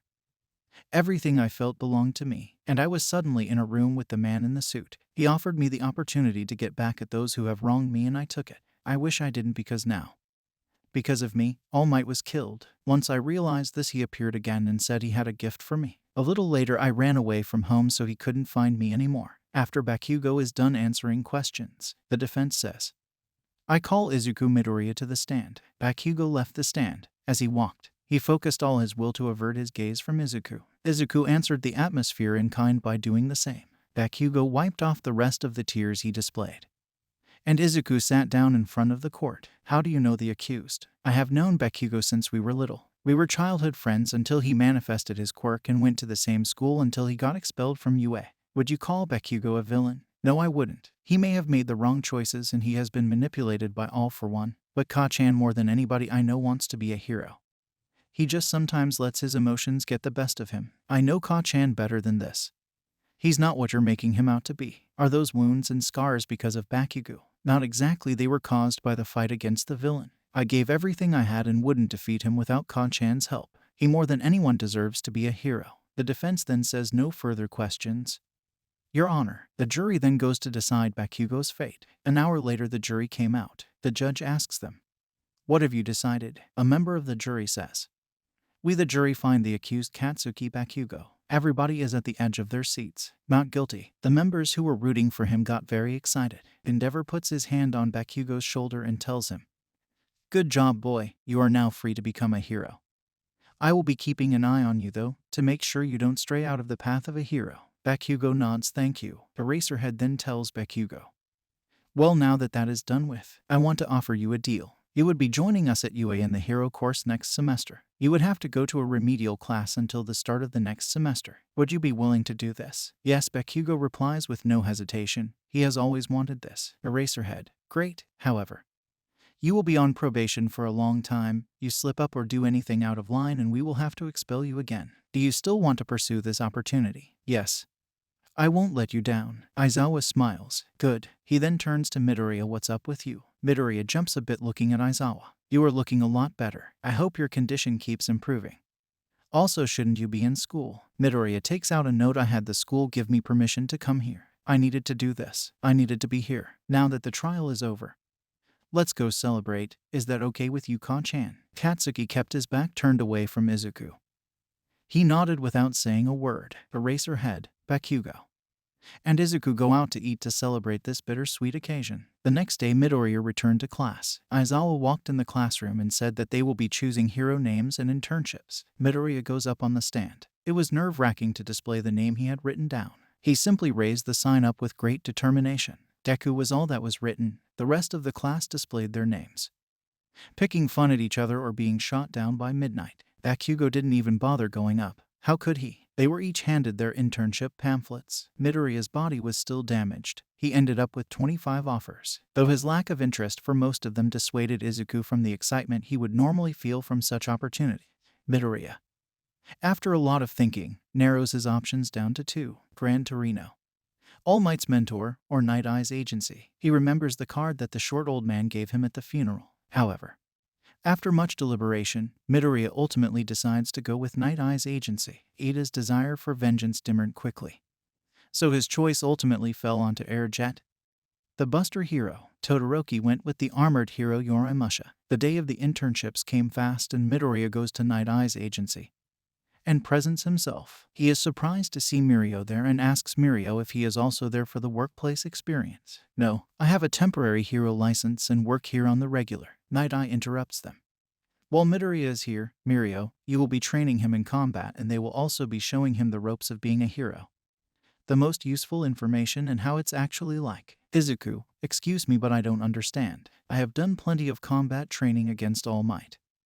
I already know how to fight. Shouldn't I be focusing on other things instead? Such insolence. Perhaps UA has raised you brats to be cocky, not heroes. Midoriya hesitated to speak up against him, realizing he insulted his judgment. Night Eye simply adjusted his specs along the bridge of his nose. Midoriya's face flushed over with confusion from Night Eye's request. I won't say it again. Prove to me that you're worthy of being more than a cocky brat with a power you hardly deserve. Night Eye gazed at Mirio, Bubble Girl, and Centipter, signaling them to leave the room. They answered in kind and the door closed behind the three of them gently. Bubble Girl felt nervous for the kid.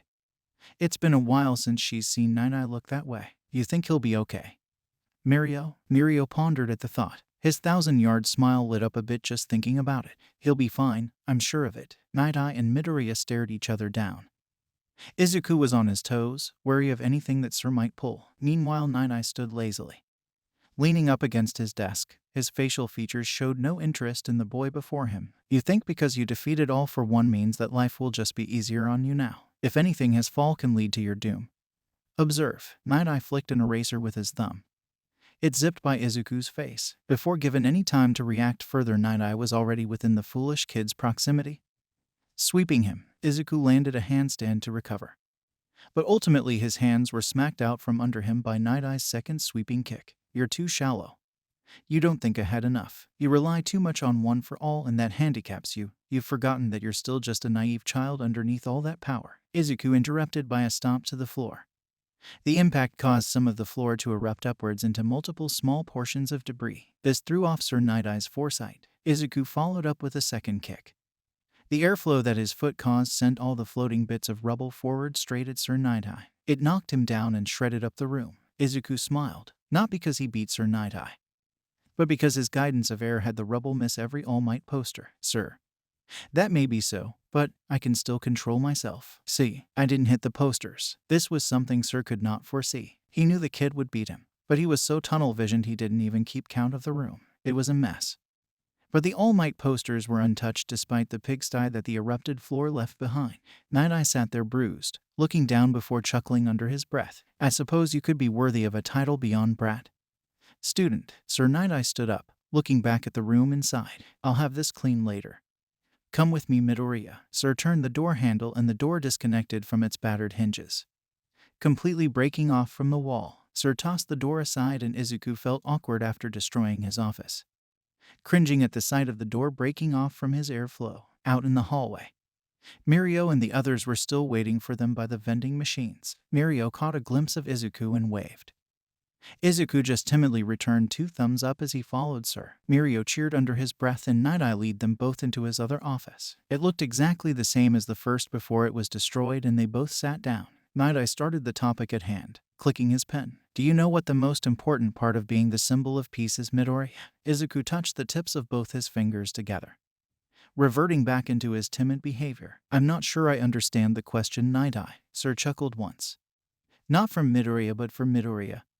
Mocking him. Of course you don't. You may have proven yourself as tactical in combat, but you are still naive beyond belief when it comes to being a true pillar of society. Those words hurt Izuku where it mattered.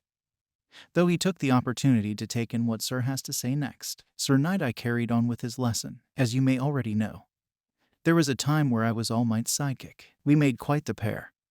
Me and him, because of this. It shouldn't be hard to believe that I don't have much faith in the likes of you. You're just some kid he picked up off the street because he thought you had spirit. I never liked it when he trusted his guts over logic. Yet, here we are. Don't get me wrong. Despite my accusations and disbelief of the current situation, it's not as if I can blame you or him entirely. It was also my fault for not stepping in earlier. After all, it was Mirio who was supposed to be the next in line to serve as a pillar. At least he's who I would have picked and recommended to All Might over and over, but as always, he ignored me. Izuku cocked his head to the side. It was uneasy the way Sir spoke. Sir Night Eye, do you happen to hate All Might for his choices? If so, then I'll have to disagree with your tone about him. All Might, no. Toshinori already proved himself as a great person who was just doing his best. I owe him a great deal. We all do. I don't find it right for you to talk down on him like this. Even if there was a personal grudge between the two of you, Midoriya couldn't help but speak out against Sir. He wasn't going to sit idly by and let him talk down on All Might. Sir Night Eye simply sighed, rubbing the frustration from his eyes. I believe you misunderstand, Midoriya. But I'm in no way talking out of hate or disrespect to the man we both looked up to. I'm simply stating the facts that I believe he chose wrong when passing the torch on to you. I know this for a fact because the only other time I spoke up against him, he denied me, and now look where he ended up, right where I told him he'd be. Night Eye took a breather from his ranting. He tossed the pen aside he was playing with and clasped his fingers together. Why do you think I gave you the invitation to intern under me? Midoriya clenched his fists, frustrated once again by what Night Eye said before, but was once again thrown off from his train of thought because of the question. Probably because you have been around All Might for so long you'd have an idea on how I can control one for all. Night Eye stood up and chucked his chair across the room. Damn it. Izuku watched as he was dumbfounded by Sir's behavior. From what Izuku could call back, this wasn't at all how Sir Night Eye was when he was still All Might's sidekick. Izuku paused his train of thought. All Might was all that rang in Deku's ears. Sir, was All Might's death hard on you as well? Were you upset that what you told him turned out to be true? Were you trying to be proven wrong? Sir Night Eye's face lit up as he faced the boy. He rushed over and grabbed his shoulders with great force. Where would you get that idea, kid? Because you were right. I did want to be proven wrong. However, now I know that the future is never changing within my foresight, so it doesn't matter what I want. I'm cursed with knowledge of the future and there's nothing anyone can do about changing it. Izuku didn't so much as flinch or recede from Sir's words. Tears fogged up his spectacles. He went back to his desk to wipe them with a specs cloth. Midoriya spoke out once again. Then I'll change the future. A future you can be proud of. But in order to do that, you have to teach me how to be a hero you'd be proud of. Sir Night Eye glanced at the boy with astonishment. Sure. Maybe they were empty words, but those words still carried pressure with them. Maybe, just maybe, he could rest his hopes and dreams upon this child. The next 2 days were spent on training with Sir Night Eye. Meanwhile, at the bar in Kamino, Shigaraki and Kurogiri are present at a meeting with the hero killer, Stain. So you want me to join your little crew? Shigaraki didn't bother facing his guest. He indulged himself with another drink before responding. Yes, you have been accumulating a lot of press lately and it would be beneficial for us to partner up. Stain thinks for a minute. In hindsight, they were in opposition of one another in terms of ideals. This could get messy. You killed All Might, the one true hero this world has to offer. I shouldn't join you. I want to strengthen society by getting rid of the weak links, but you just went and weakened society by taking out the strongest of the strong. I should cut your head off and leave you hanging by your intestines. Stain drew his damaged katana and pointed it at Shigaraki. All the other villains in the room readied themselves for him to feel froggy and jump. There was a moment of silence before he sheathed his blade and the room settled before speaking again. But for now, I suppose our alliance can help me for the short term. We will see how strong your resolve is. Port me back to Hasu, so I can finish my job. Afterward, we can discuss business. When Stain arrived back in Hasu, it took no time at all to kill off Native the pro hero without any struggle whatsoever. Couple more days passed. At this point, Midoriya outgrew his need for his prosthetics. He took a quick break to look at the news and finds that the pro hero Native was killed by Stain the day prior. The hero killer strikes again. Geez, that's the fourth one this month. Poor Native. I hope his family's doing all right. Gran Torino arrived at Night Eye's agency. I heard a lot of things about how much success he's struck, but to be on this level's impressive. Well, time to see the kid again. Night Eye glanced over to Izuku while working on his paperwork. Izuku, today I'll be having Gran Torino assist me in your training with One for All. As you can see, I'm quite busy with other hero work at the moment. Izuku nodded and smiled. Sounds fine to me, sir. After introductions and reminiscing on the past with Night Eye, Gran Torino finally got around to taking charge of Izuku's growth. They spent the whole day working on building the muscles back in Midoriya's recently recovered injuries. I'm glad to see that you're still as peaky as ever, kid. I was honestly expecting the worst from you. Thank you for proving me wrong. Izuku was straddled along the floor, stretching his legs. Well, can't say everything's better, but yeah. Can't be a hero if I'm too deep in the past. At least that's what I picked up from Sir Night Eye. Gran Torino gave Izuku a hearty laugh. What a hypocrite young Night Eye turned out to be. Izuku didn't share Torino's comedic sense. His face was as serious as ever. He wished for me to not make the same mistakes as him. That's all. Torino cut his comical emotion short, understanding that he was probably in the wrong there. Well, regardless, he was proud to see that Izuku can at least look like he's moved past it. The training continued, both of them focusing on strengthening Midoriya's limbs and honing his martial arts with his entire body. Another day went by in the blink of an eye, and Night Eye interrupted their midday scuffle. Mirio accompanied him. The old geezer and the young man cut their sparring session early to listen to what Night Eye had to say. Gran Torino, your time is up. It's Midoriya's last day in turning here, and we need to make the most of it. Kid, you'll be with Mirio for the remainder of your time here. Mirio, try not to go too easy on him. Mirio saluted with a dorky smile. His presence was that of a pumped senior classman who was ready to see how far his underclassmen had come. Count on it, sir. The bulky blonde approached Izuku with his signature smile and vibe. You ready? Izuku merely nodded in response as he leaped away from Mirio. His full cowling electrified throughout his whole body. The moment he landed, Mirio's clothes fell through him and he fell through the floor. Moments later, his arms reached out, propelled from directly underneath Izuku. His arms phased through Midoriya's legs and up his torso. The idea of it freaked Izuku out and he guarded himself. Mirio flipped forward with a strong punch through Izuku's guard, and as his fist went through, bit by bit it shifted back to tangible, directing a hit to Izuku's face, sending him backwards with a bloody nose. Power. The sun took its toll throughout the day.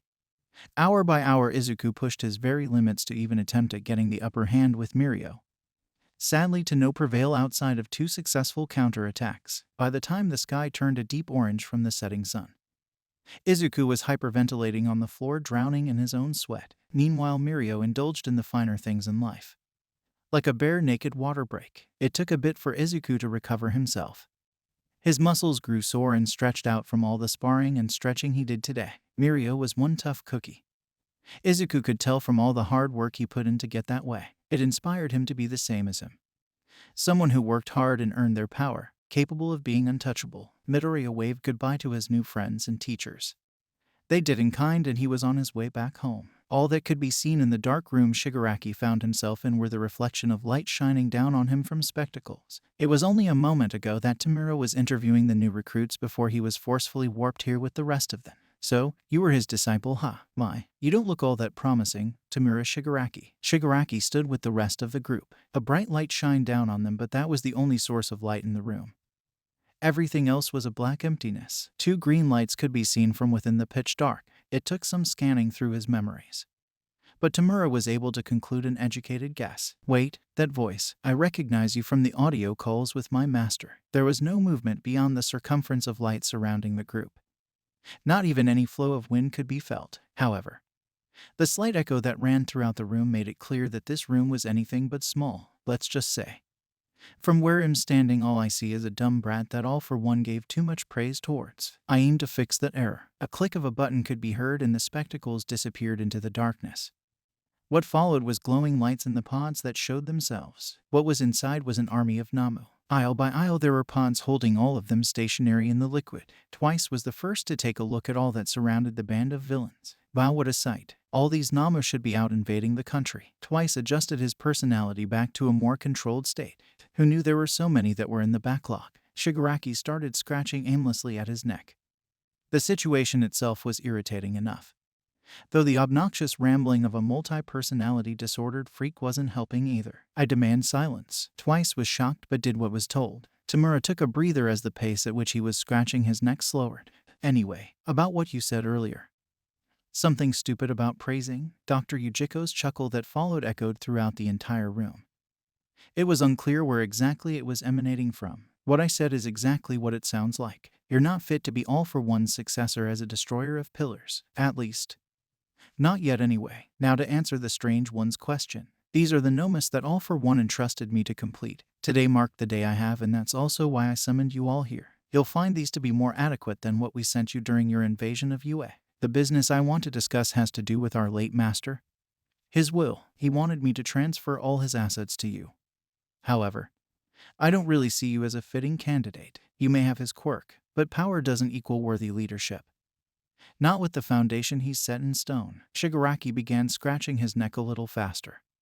It was agitating that this seamless nobody is telling him of his own worthiness, though, if he speaks true, that he also worked under All for One, perhaps it was worth listening and not blow a casket over spilled curdled milk. The lamp that hovered above the group of imbeciles rattled slightly. After a few seconds it occurred once again, but with greater violence. A subtle rumble emerged from what lied beyond the darkness of the room. The entire building felt like it was shaking one footstep at a time before the wall pulled open like a garage door. The silhouette of a giant being stood beyond. Its bright eyes glowed within that silhouette. Perhaps you're ready to listen now. Good. If you can defeat All for One's proudest achievement by far, then you can prove to me your worth as the successor to godhood. Shigaraki and the rest of the villains began oozing a black sludge. It spat out from their mouths and eyes, flowing throughout their entire bodies, engulfing them. When the sludge evacuated from their bodies, the next thing that Shigaraki saw was the sunset, followed by trees surrounding him and his allies. Once again, that familiar eruption of vibration rushed through the forest. Step by step, the rumbling grew more intense,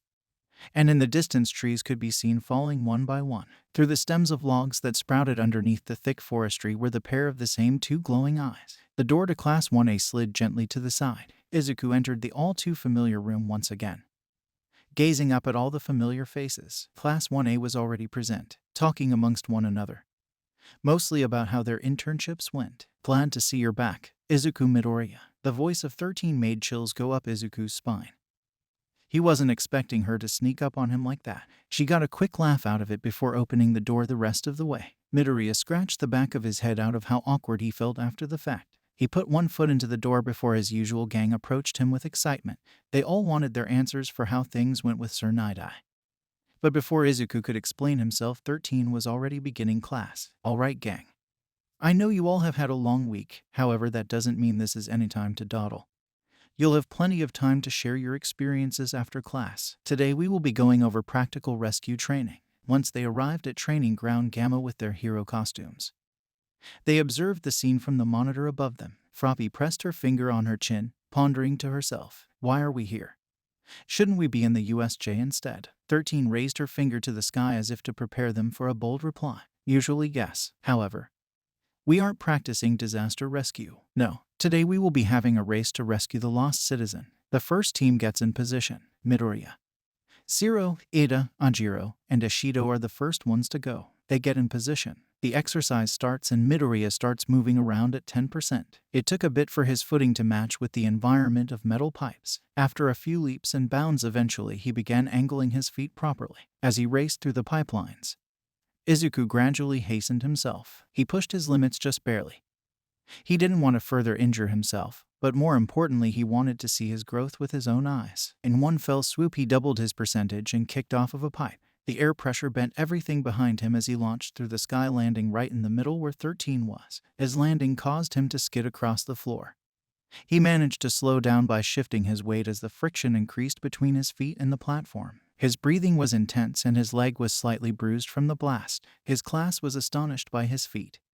Nearly an entire section of ground gamma was used as a launch pad for Izuku. What he left behind was destruction for that whole region. 13 and Bakugo, however, didn't share in their astonishment. 13 docked points from Izuku for destroying a portion of the surroundings. It was unclear that he didn't put the architecture of structures in account. This could be considered dangerous for the lost citizen. Say if the building they were trapped in happened to be destroyed at its fundamental roots. Though, she was still impressed with the feat regardless. He did arrive first because of it after all. Bakugo, on the other hand, felt that Izuku was out of reach for him. He had yet to consider just how powerful Izuku was during the USJ incident.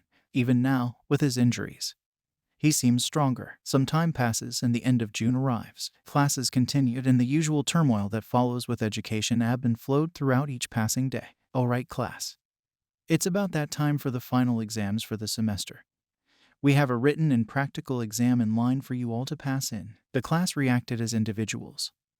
And all this did little more than annoy Aizawa. Eventually the class quieted down after he told them to be silent. He explained the exam in full, warning them to study hard. The majority of the class listened attentively, preparing themselves for the exams. The day of the entrance exam arrives. The entire class succeeds with a passing grade. The practical occurred immediately after.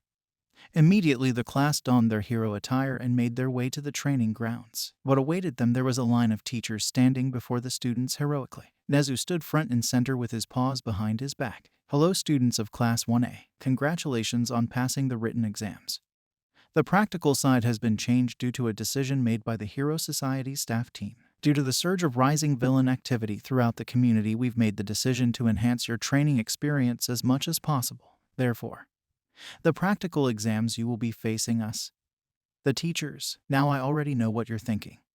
How a bunch of first years don't stand a chance against pros. Well, you're right. Hence why we've handicapped ourselves with these cuffs we will be handing to you students. If you are able to escape the area or cuff your teacher villain substitute, you win. Fail to do either and you will lose. We've also equipped ourselves with special bands that weigh us down.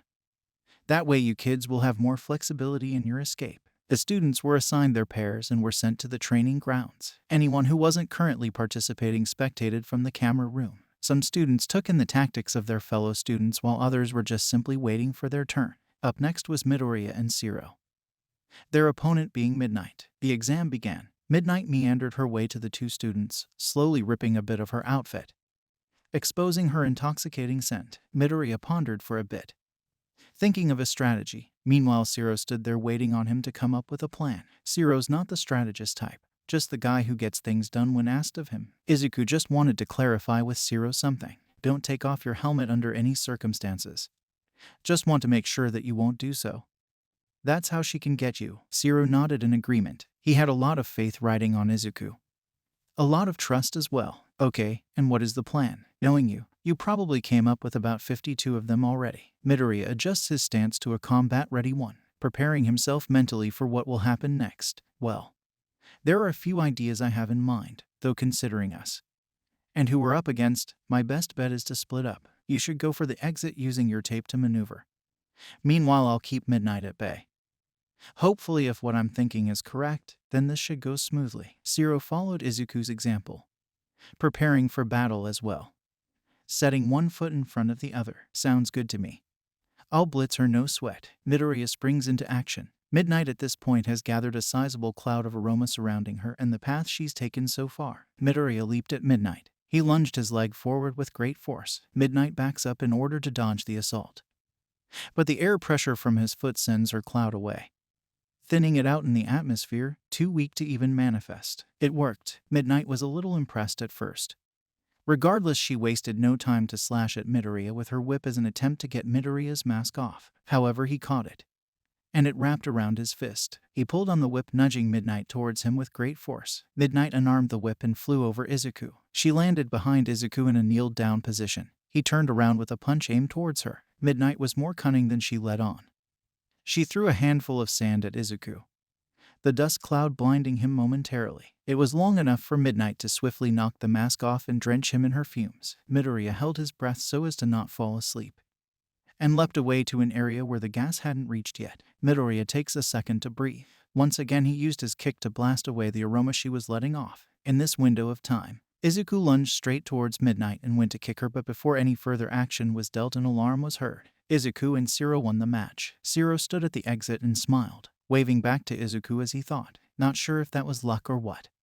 But if it wasn't for his manipulation of airflow, we'd be screwed. A couple of hours later, Shinso and Bakugo presented themselves to the same facility. Bakugo was wearing the suit he submitted but never got to wear. Shinso was wearing the UA sports uniform with a strange mask and Aizawa's binding cloth. Aizawa, Nezu and a couple of other faculty members are waiting for them. Aizawa put on a jaded smile and approached them. "I'll be your opponent. Try not to fail if you can avoid it." Bakugo and Shinso look at each other determined. This would be the exam to test how their fates will play out after all. "From the looks of your faces, I would say you are coming with me then. We evaluated you both throughout your time in the remedial course and designed an exam that we think will test your skills." Shinso, you applied for the hero course but failed since you didn't have enough combat experience. But in your remedial courses, we focused on combat, even going as far as getting Bakugo and others to train with you. After hearing those words, Shinso thinks back to his training. Aizawa taught him how to use the binding cloth, and how to use ninja stars to be able to use long-ranged attacks. He also asked Hatsune to make the special mask in training with Bakugo and some teachers. Aizawa gazed at Bakugo. "Bakugo, you were expelled from the hero course because of your attitude. Your fighting skills and cunning thinking are impressive, but your attitude seemed unfitting of a hero. But you have improved. The remedial course for you was a little bit of training and mostly catching up on studies since I saw your attitude had changed at the courthouse." They arrive in a room with a screen in the middle and a seat where a recovery girl is sitting. Aizawa pulled up a proctor which went over how this test will go down. That said, this is how the practical hero course exam will go. You will be fighting a group of villains in the city. These are the robots from the entrance exam. Your job is to protect the civilians while doing this. We hired some from the Help Us company. Once you have defeated most of the villains, about 80%, then you will unlock your final boss.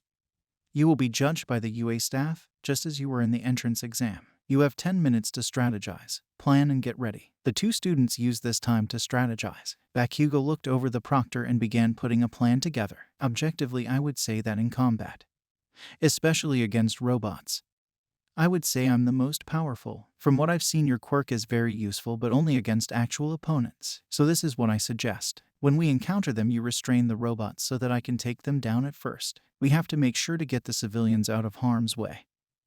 That is the priority. Once all civilians are safe, we will take down the robots. Until the final boss comes, we take him down and we win. Shinso took a bit to think through what Bakugo had to say. He found a slight issue with his plan and returned with a rebuttal. "The plan sounds good, except we don't know what our final boss will be and we don't know how many civilians there are." Bakugo returned his answer rather quickly, as if he was already thinking what Shinso would have said next. "For the boss, they will probably use the 0-point robot from the entrance exam. He should be easy enough to beat, and they will probably buy a counter or something for how many civilians there will be." Shinso gave in. It all seemed to add up, at least as far as he could think anyway. Sounds like a plan then. 15 minutes later, the students find themselves in ground beta. The students go out and execute their plans. They walk closer to the middle, taking down some robots on the way. They find the first civilian and destroy the enemies around him. The civilians thank them and Shinso escorts the civilians to the exit of the city. On the way, Shinso finds another villain that attacks them. He quickly reacts to the robot and takes it down. Shinso then decides that taking the main road is too dangerous and maybe he should use the alleyway. Use the alleyways to take the civilians to safety. Fewer chances of encountering villains. On his way to the exit, Shinso finds another civilian on the way and takes him to the gate. He gets to the gate and the civilians get through. Aizawa reminds the students of their current progress over the intercom. "You have rescued 2 out of 15 civilians right now and have taken down 23% of the villains." Bakugo pressed against the earbud to communicate with his partner. "Get back to the middle as soon as possible. I have 3 more and am keeping them safe, but need you to get them to safety." 27 minutes pass. At this point, Shinso and Bakugo are exhausted from all the hard work, sweating a lot. Shinso escorts another civilian to the exit. All civilians have been taken care of. And you have defeated 67% of the villains. 6 minutes passed. Aizawa sent out another announcement to the duo. Good work, you two. You have now unlocked your final boss. Bakugo and Shinso look around wondering where the final villain is. A sliver of capture tape wrapped itself around Shinso's ankle. It tugged aggressively and made him fall out from under himself. The tape dragged him into an alleyway. Disappearing in the darkness, Bakugo could barely do anything to react. And his explosions weren't working. Aizawa showed himself standing on top of the building next to the alley with his goggles over his eyes, his hair rising up creepily. Shinso laid unconscious in his arms. I'm your final boss. Bakugo tried activating his quirk again. Nothing. Aizawa dropped Shinso off the building, forcing Bakugo to chase after him. However, there were caltrops that were hidden in Shinso's pockets. They fell out as he continued falling, and Bakugo tripped over them but still managed to catch his unconscious companion. Damn you. Aizawa smiled cockily and began parkering his way down, his vision unattaching itself from Bakugo, allowing him to explode again. A few explosions could be heard from Aizawa. By the time he got down, the two students were gone. They hid on top of a building, Bakugo trying to wake Shinso up by aggressively shaking him by his shoulders. His eyelids jolted open from the abrupt awakening. Wake up already, damn it. We got a teacher to destroy. Shinso recovers himself shortly after Bakugo caught him up on the situation. The poor bastard didn't even remember what happened. They went through with a new plan. Some time passed. Aizawa let them be to give them a chance, of course without setting up traps of his own in the meantime. Aizawa passed by an alleyway when Bakugo ambushed Aizawa from it. Throwing an explosion at him, Aizawa leaned away from the attack effortlessly. He grabbed Bakugo by the wrist, keeping his quirk deactivated. He wrapped the capture tape around Bakugo's wrist whilst he was in the air still and threw him over his shoulder with the tape. Bakugo landed face first. Damn it, Aizawa showed his smug demeanor, meandering his way with his hands in his pockets to the recently injured Bakugo. You're quite the jumpy one. Shinso threw his binding cloth at Bakugo. Aizawa looked over as the cloth disconnected a tripwire. Before the cloth can reach Bakugo, a throwing star breaks it. He gazed at the direction from where the cloth was thrown from but sees no one there. Bakugo takes advantage of Aizawa being distracted and throws multiple explosions at him. While Shinso adjusts his mask, Aizawa loses sight of Bakugo because of all the smoke the explosions had created. Do you really think you can beat us? Aizawa, I have already beaten villains before. Aizawa smirked. You have never faced me before. Aizawa stopped moving. The smoke clears and Bakugo stands there. Shinso walks toward them. Bakugo was beginning to get frustrated from Aizawa's cocky attitude. Come on, let's restrain him. Bakugo went in for another barrage of explosions. Aizawa wasn't able to catch him in time to stop his quirk. The explosions impacted his body. Shinso yelled out to Aizawa, Sir, are you okay? Aizawa landed on his feet and began to beat down on Bakugo, attacking his focal points. This kept Bakugo from moving his joints in certain ways, eventually paralyzing him entirely. Mind your own business, Shin. Aizawa blacked out. Moments later, Shinso woke Aizawa up from the brainwashing and apologized for having to do that. Aizawa nods frustratingly. That was a dumb move for him to make. It's fine. In battle you do what you have to do. Never apologize for that. Now go hit the showers while we examine your results. 10 minutes later.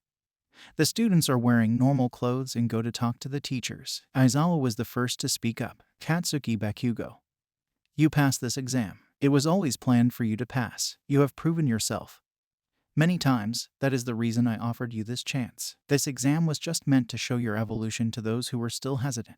Aizawa then faces Shinso. Itoshi Shinso, you passed the exam. You were the one who was really on trial here.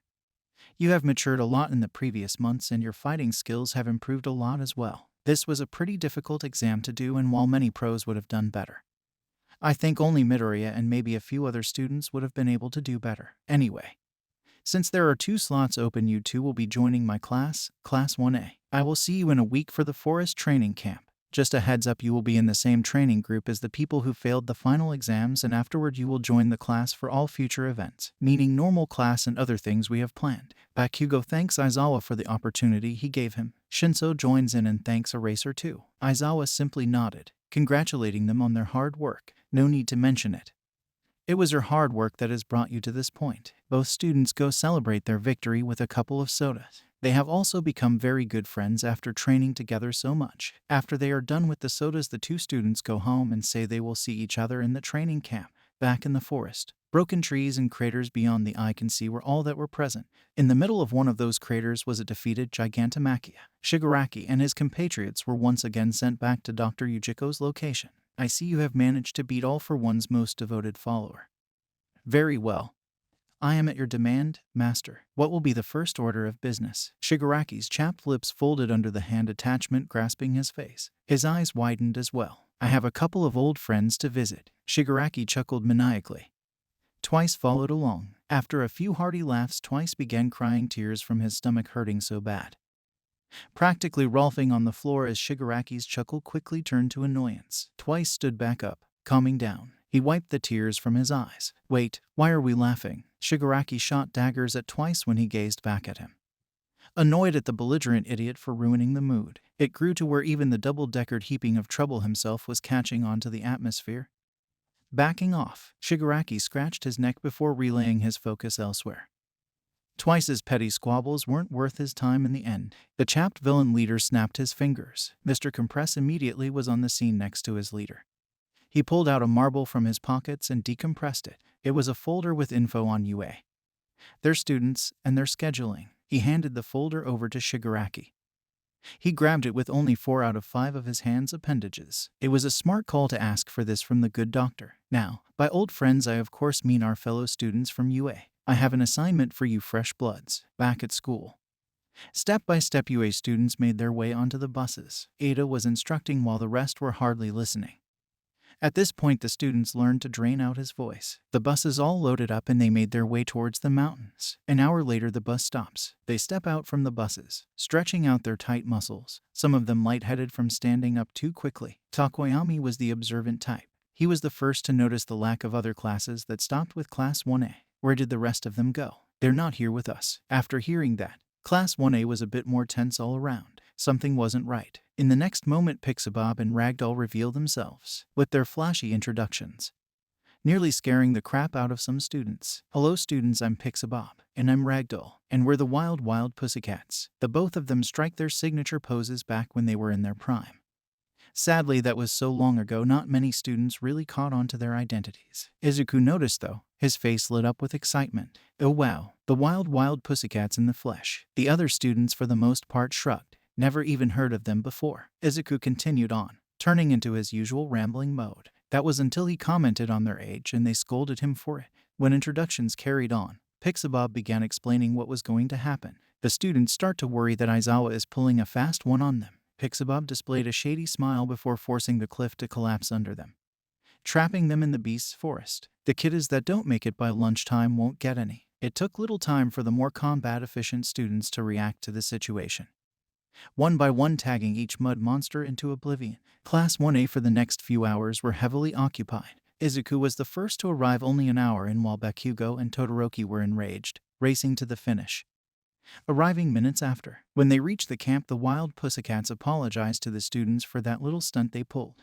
Midoriya notices the kid that is with the pros and goes to introduce himself. The boy then punches Midoriya in the nether regions. Ida checked up on the situation. Midoriya was in critical peril and Bakugo chuckled, impressed by the kid's spunk. Mandalay apologized to Izuku for Kota's inappropriate behavior. The students are then sent to retrieve their luggage, have dinner and go to the thermal baths. Bakugo and Shinso spend time bonding and getting to know their new classmates. The next day the class gets up very early and is dragged outside by Aizawa. Aizawa tells the students what they will be doing in the camp and sets everything up. The students of Class 1A spend their time training their quirks, pushing their bodies to the limit. Shinso spent his time learning from Pixabob to increase his charisma, giving him more ample chances to those he tries to enchant with brainwashing when he's not training with her.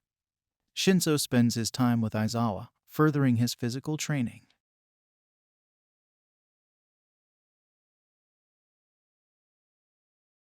After they are done, Midoriya notices that Kota is leaving without eating. Seeing Kota leave like that makes him wonder what his problem is. Midoriya goes to Mandalay and asks about Kota's backstory, finding out his family's history. Midoriya then follows Kota's footsteps, taking some curry with him to give to Kota. Bakugo notices that Midoriya is leaving and follows him. Midoriya talks to Kota for a bit about his backstory, revealing that he knows about the water hose heroes. Midoriya tells Kota about his quirkless friend, which secretly touches Kota. After Midoriya goes back to camp, Bakugo reveals himself. It was hard to make out who exactly it was.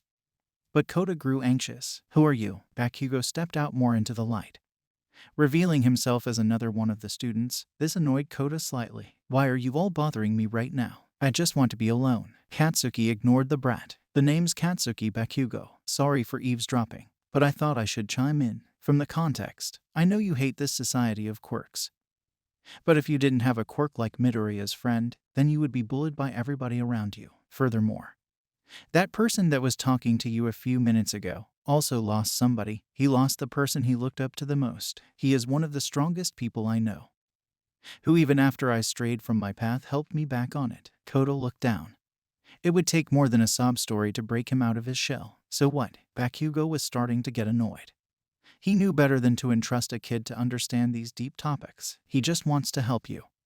And if his words won't prove it, get ready, because his actions will. He is a great person and a hero. I know he will be number one and soon, and he will help you, even if you don't want him to. Bakugo then turns to leave. Kota just looks at Bakugo as he does. After he is gone, he starts eating the curry Midoriya left him. Whilst thinking about his parents' situation, Bakugo, Shinso, and the remedial course then go to the rendezvous point to catch up to the others. The next morning, the students again have to wake up early to keep training. This morning, Aizawa takes Shinso to help him practice more with the binding cloth, not too far away from the remedial students so he can keep an eye on them. While training Shinso, the day passes, and after dinner, the students prepare for a test of courage, a game made by the wild pussycats. While the remedial students go to the remedial course, since the students didn't impress Aizawa enough, the pairs for the test of courage were set up. The first 3 groups go out to do the test of courage. However, there was something far darker dwelling in the darkness that lies beyond the forest. The villains overlooked from beyond the camp. Shigaraki decided everyone should come along with the exception of the doctor. However, that doesn't exclude him from participating. Some mid-tier Namu were ready for use, and they were brought along as well. They overlooked the training camp with great intensity, each of their faces showing malice in their eyes. Is everybody here? Kurogiri answers his master, looking over his foggy shoulder at the group, doing a quick head count. Yes, this should be everybody. I have more Namu on standby, even some high-end ones, in case things go wrong. Kurogiri's words filled Shigaraki with confidence. His neck was spared from his nails this day. Good. Now, everyone should know their targets. Twice, and Toga leaped up in excitement. Gotcha, boss. Twice's other personality kicks in. Why not just kill him when we find him? It would be much easier. Shigaraki's eyes once again gazed at Twice with a hint of rage. He wasn't about to explain himself again. Dabai ignited the forest with his blue flames, spreading it as he continued through it all. Weird gas emanated within as well. A young boy with a gazmac and a pistol dwelled within. Kota gazed upon the night sky, dazed in his memories about what the UA students said to him. He sighed, thinking how he should probably cut them some slack. After all, they were just trying to help. It didn't take him long to break from his gaze due to the interruption of the smell of burning wood. Kota focused downward to the cloud of smoke that revealed itself, a blue light hovering underneath. I got to warn them. Kota dashed off but immediately bumped into a hooded fabric wall. He fell on his tush and looked up at what was a hooded silhouette of a man. Cool hat. Want to trade? Mine's pretty lame. In another part of the forest, trees knocked down one after another. Rumbling could be heard from the students participating in the test of courage. Gigantomachia was on the move. The attack on the training camp commenced. Shigaraki stayed put on the hill, looking over all the destruction. It didn't take much longer for the students and teachers of UA to catch on to the commotion. It took an even shorter time for Izuku to remember Kota and how he's potentially caught in the middle of all of this in his hiding spot. He turns to Siro. I'm going to help Kota. I think he's still out there. I need you to tell Mandalay to alert everyone else that we're under attack. Midoriya runs towards the clearing in the mountains going in. Full cowl at 30%. Muscular revealed his face to the small boy, exposing his identity as the person who killed Kota's parents all those years ago. Muscular laughs at Kota's despair and raises his fist, ready to plunder the boy of his life. Midoriya then kicks Muscular in the head. The momentum chucked him against the mountainside, creating a crater. Don't worry, Kota. I am here. Izuku stood in front of the sobbing boy with a determined look on his face. He was ready to sacrifice everything for him. It took a few moments, but Muscular rose from the debris of mountain rubble. He gave a hearty laugh as he rose, wiping the dust from his shirt, and tossed his cloak aside. The muscle fibers that spread from his cheeks sunk back in behind his skin. His jaw was rendered harmless from Izuku's ambush. That was quite the kick, young blood. He stopped to think a bit. Wait a minute. You're that green-haired kid Shigaraki hates so much. Well, suppose this is my lucky day. He said we can outright kill you. Muscular's face lit up with excitement. The undomesticated brute amped himself for another slaughter. Adrenaline pumped through Muscular's body. His body mass grew. His muscle fibers sprouted out from under his skin. It was a grotesque sight to behold. Izuku kept his full cowling up. He has a child's life resting in the palms of his hands. He wasn't about to let this bastard get it. In another location, Zero made his way back to the main building, where he knows he will be safe. Passing by the clearing, he sees Mandalay and screams to her, "Mandalay! Midoriya told me to tell you he went to get Koda. He is in a clearing at the mountain." Mandalay then uses her quirk to telepathically message everyone. "Students, the situation seems dire. Just to be safe, since there are so many strong attackers, you all have permission to use your quirks." She then sends a private message to Koda and Izuku. "Are you boys alright? Sorry, I can't get to you sooner, but I'll be there as quickly as I can." Back at the clearing, Izuku and Koda are standing their ground against this mighty foe before them. They both reacted when Mandalay relayed her message. This gave them both courage. It was a massive weight off their chest knowing help will come. Izuku's train of thought was interrupted by a fist aimed straight towards him at an immense velocity. He barely had any time to push Koda out of the way and raise his arms, resisting the blunt force from Muscular. "You better start paying attention, you little shit." An immense tingling shot out Izuku's nerves, followed by a sharp pain running up his shoulders and forearms. His whole body was pushed back a few meters from the continuous weight forced on him. There was barely any floor left Izuku could use as leverage. Only a very long fall. Muscular kept pushing the kid forward, trying to shove him off the cliff, though was interrupted by Izuku's next move. He ducked below the muscle-clad fist, moving under the arm, and Midoriya ran one for all at 40%. He bear-hugged both of Muscular's calves and lifted him off the ground, pushing him forward and slamming his head to the floor. "Oh no you don't, brat." Muscular clasped his fingers together, intertwining both of his fists into one before slamming his hands down on Izuku's head. Everything went black for Izuku for a second. It grew hard to move as his consciousness was fading. Izuku had no choice but to loosen his grip. That's when the bulky titan grasped the student's shirt and chucked him into the side of the mountain. Izuku's body left a crater as it bounced off the rock, spitting up any moisture that sat in his lungs. In mid-bounce, Muscular rushed the kid, charging with his shoulder, and slammed Izuku back into the wall, punching his face over and over. He followed up with knees to the ribcage, snapping them one by one. "Oh, I love it when they go limp. Let's do your arms next." The blonde one-eyed freak smiled with great malice. His muscle fibers wrapped around his body in great mass, increasing his physical prowess and appearance further. He clenched his fists around Deku's forearms and began bending them in the wrong direction like twigs. Izuku shouted out in horror before his face lit up again. He headbutted the bodybuilder wannabe right in the chest with 100%. A massive dust cloud formed from the two of them, and all Koda could do is watch in astonishment and terror. What was left when the smoke cleared was a highly reinforced, muscled-out ball of flesh, and a viridescent-haired student with a bruised neck. Muscular simply relaxed some of his pectoral muscles and laughed maniacally while doing so. "Now that was very funny, boy. You got one hell of a head there. How desperate to use your quirk that way, though. We've already done background checks on all of you brats." He grabbed Izuku by the top of his hair, pulling his upper body up by his scalp, practically laughing in his face. "You see, I'm not looking for you, but a blonde brat who our old boss had a run-in with earlier. Have you seen him? Katsuki Bakugo, I mean." Izuku's eyes lit up, but his deformed jaw couldn't move. His trembling breath could barely give out comprehensive words. Muscular once again chuckled from the pitiful sight before him. He stood up with the boy's hair in hand before slamming him to the floor over and over. "You better give me the answer I need before you die, boy." The brutality of Muscular's inappropriate treatment of a child was sickening. Izuku's face continued to deform from its usual appearance. His eyes bulged out and bruised, and his cheeks were gashed with a deep purple. Though this didn't slow down the merciless trash of a human being. He let Izuku bounce off the floor before he grasped his calf, holding him upside down, and threw him like a ragdoll across the floor. Izuku's kneecap snapped in the process, twisting his shin out of place as he rolled across the floor. The friction between Midoriya and the floor is what made him decelerate to a stop right in front of Koda. Look at him dawdle about. Come on, hero.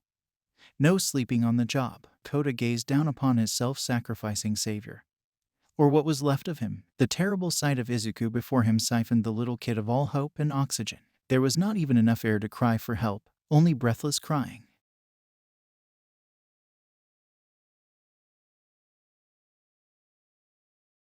He sprayed Izuku down gently with his water quirk, cleaning him of the bloody mess he was. Izuku's unconscious. His body suffered too much damage to even comprehend the pain his body's going through. In his psyche, there was only a dark cloud that he was shrouded in. At the core of this never-ending cloud that expanded out into the horizons were 6 colorless silhouettes, outshining the darkness. Toshinori was the only one out of the 6 that had any detail to him. "Hey kid." All Might. "Yeah? It's me. I've been watching your fight." "We all have. Seeing you try your hardest like that brings me nothing but a sore heart, kid. If only I was still around. You wouldn't have to push as hard as you have been." Izuku stood there for a few moments, his eyes rushed with tears, slowly breaking down in front of his predecessor and friend. Toshinori simply approached the broken-down adolescent, wrapping his arms around him. "I know it's tough, kid, but this isn't my fight anymore. It's yours. All you can do is protect one person at a time. Just don't forget to cherish your own life as well. You are our hopes."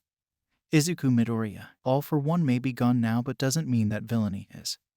So long as the sins of humanity flourish and get the better of us. Izuku couldn't help but let out all of his sorrows in the form of tears onto All Might's torso. Toshinori patted his back before subtly transforming into someone else. "Chin up, kid. You're not dead yet." That voice. It wasn't familiar to Izuku. He paused the waterworks before letting go. He looked up at who the voice came from. It was a tall, bald man, another holder of One for All. "Ah. So you're the young man who took on his number 7, is that right? I see you're in quite the pickle. Facing a foe far beyond yourself. Well then, guess you'll have to push your limits, huh? My name's Degoro Banjo, otherwise known as the 5th user of One for All." Izuku wiped the tears from his eyes, listening to what this stranger had to say. "Degoro Banjo. It's nice to meet you. Yeah, I am the 7th. And yeah, I am in quite the bind." Banjo sighed. "We're going to have to speed this up. You don't have much time before that rapscallion makes mincemeat out of that kid you're protecting. What I'm about to bestow upon you is my quirk, Black Whip. I won't go into too much detail, but it should be enough for you to face this mighty foe. Use it and win, young man." Midoriya woke up with Koda next to him, gasping for air. Koda's eyes were filled with tears and surprise. Izuku hadn't yet caught up with reality and was wondering what was happening. He looked down to see that his body was wrapped up in black mystical wiring swirling around him. Black Whip surrounded Izuku, forcing his limbs back into place. The pain was excruciating. He began yelling as Black Whip tightened itself, forcing bones to snap back in place and forced joints to face the right way. Soon the pain stopped and Muscular laughed maniacally. "You wake up and are just now feeling the damage I've done to you, hero." "Bah, what a laugh. Yes, please scream more. It only fuels my want to slaughter the likes of you. I hope you're ready for round 2. Izuku's body fit itself back to normal like a glove, but only because of Black Whip keeping his body that way. Izuku stood back up slowly. It was as if there was nothing out of place or broken, and his body felt easy enough to move. Muscular grew a smile only a deranged mother could love. He leaped off the floor, leaving behind a shockwave, blowing Koda back against a wall. The borderline meatball dive bombed from the air to land on Izuku. However, the determined hero leaped out of the way, letting Muscular create his crater. He prepared himself for the blonde's next upcoming attack. However, much to Izuku's knowledge, he charged the other direction towards Koda. He slapped the kid. His entire hand was big enough to hit his whole body from the point of impact at once. He flew into the rubble. Blood dripped from the child, drooling onto the floor, creating a puddle. Midoriya stood there in disbelief. Tears rolled out from his eyelids. He began walking towards the kid while Muscular laughed and charged at Koda again. Lightning of One for All rushed out from Izuku's eyes, and in an instant he appeared in the air in front of Muscular. He hooked his foot around the back of the crazed villain's neck, slamming him to the floor with a kick. Muscular spat out blood and Izuku grappled his torso. "How the hell did you get stronger all of a sudden?" Muscular's body mass increased once again with the slivers of muscle fibers wrapping around his body. Izuku followed up with a barrage of combo attacks, thanks to Black Whip wrapping itself around Izuku's broken fingers. His punches had an extra oomph about them. This dissipated the newly acquired muscle fibers that Muscular was trying to accumulate. The crazed killer bled behind his teeth as he smirked. He cut Midoriya's combo short by grabbing his arm and twisting it. However, it wouldn't budge due to Black Whip. Izuku merely cranked everything to 100% and roundhouse kicked the bastard in his cranium. The sound of bone cracking under the pressure roared off the mountainside. Even the crazed villain's slivers of flesh protection remained powerless to Izuku's mighty roundhouse. Muscular flew into the mountain and bounced off the rocky surface of the cliffside. Izuku gave no time for rest and punched into his stupidly oversized pectoral muscles, his fist flying through the flesh just before hitting the skin and slammed Muscular to the ground. Izuku screamed in rage, his body pumped full of adrenaline. And the 100% of one for all coursing through his body broke him more and more as he continued brutalizing Muscular in the most unheroic methods possible. The blood-soaked kid finished by kicking straight through his abs and out his back before stomping him to the ground.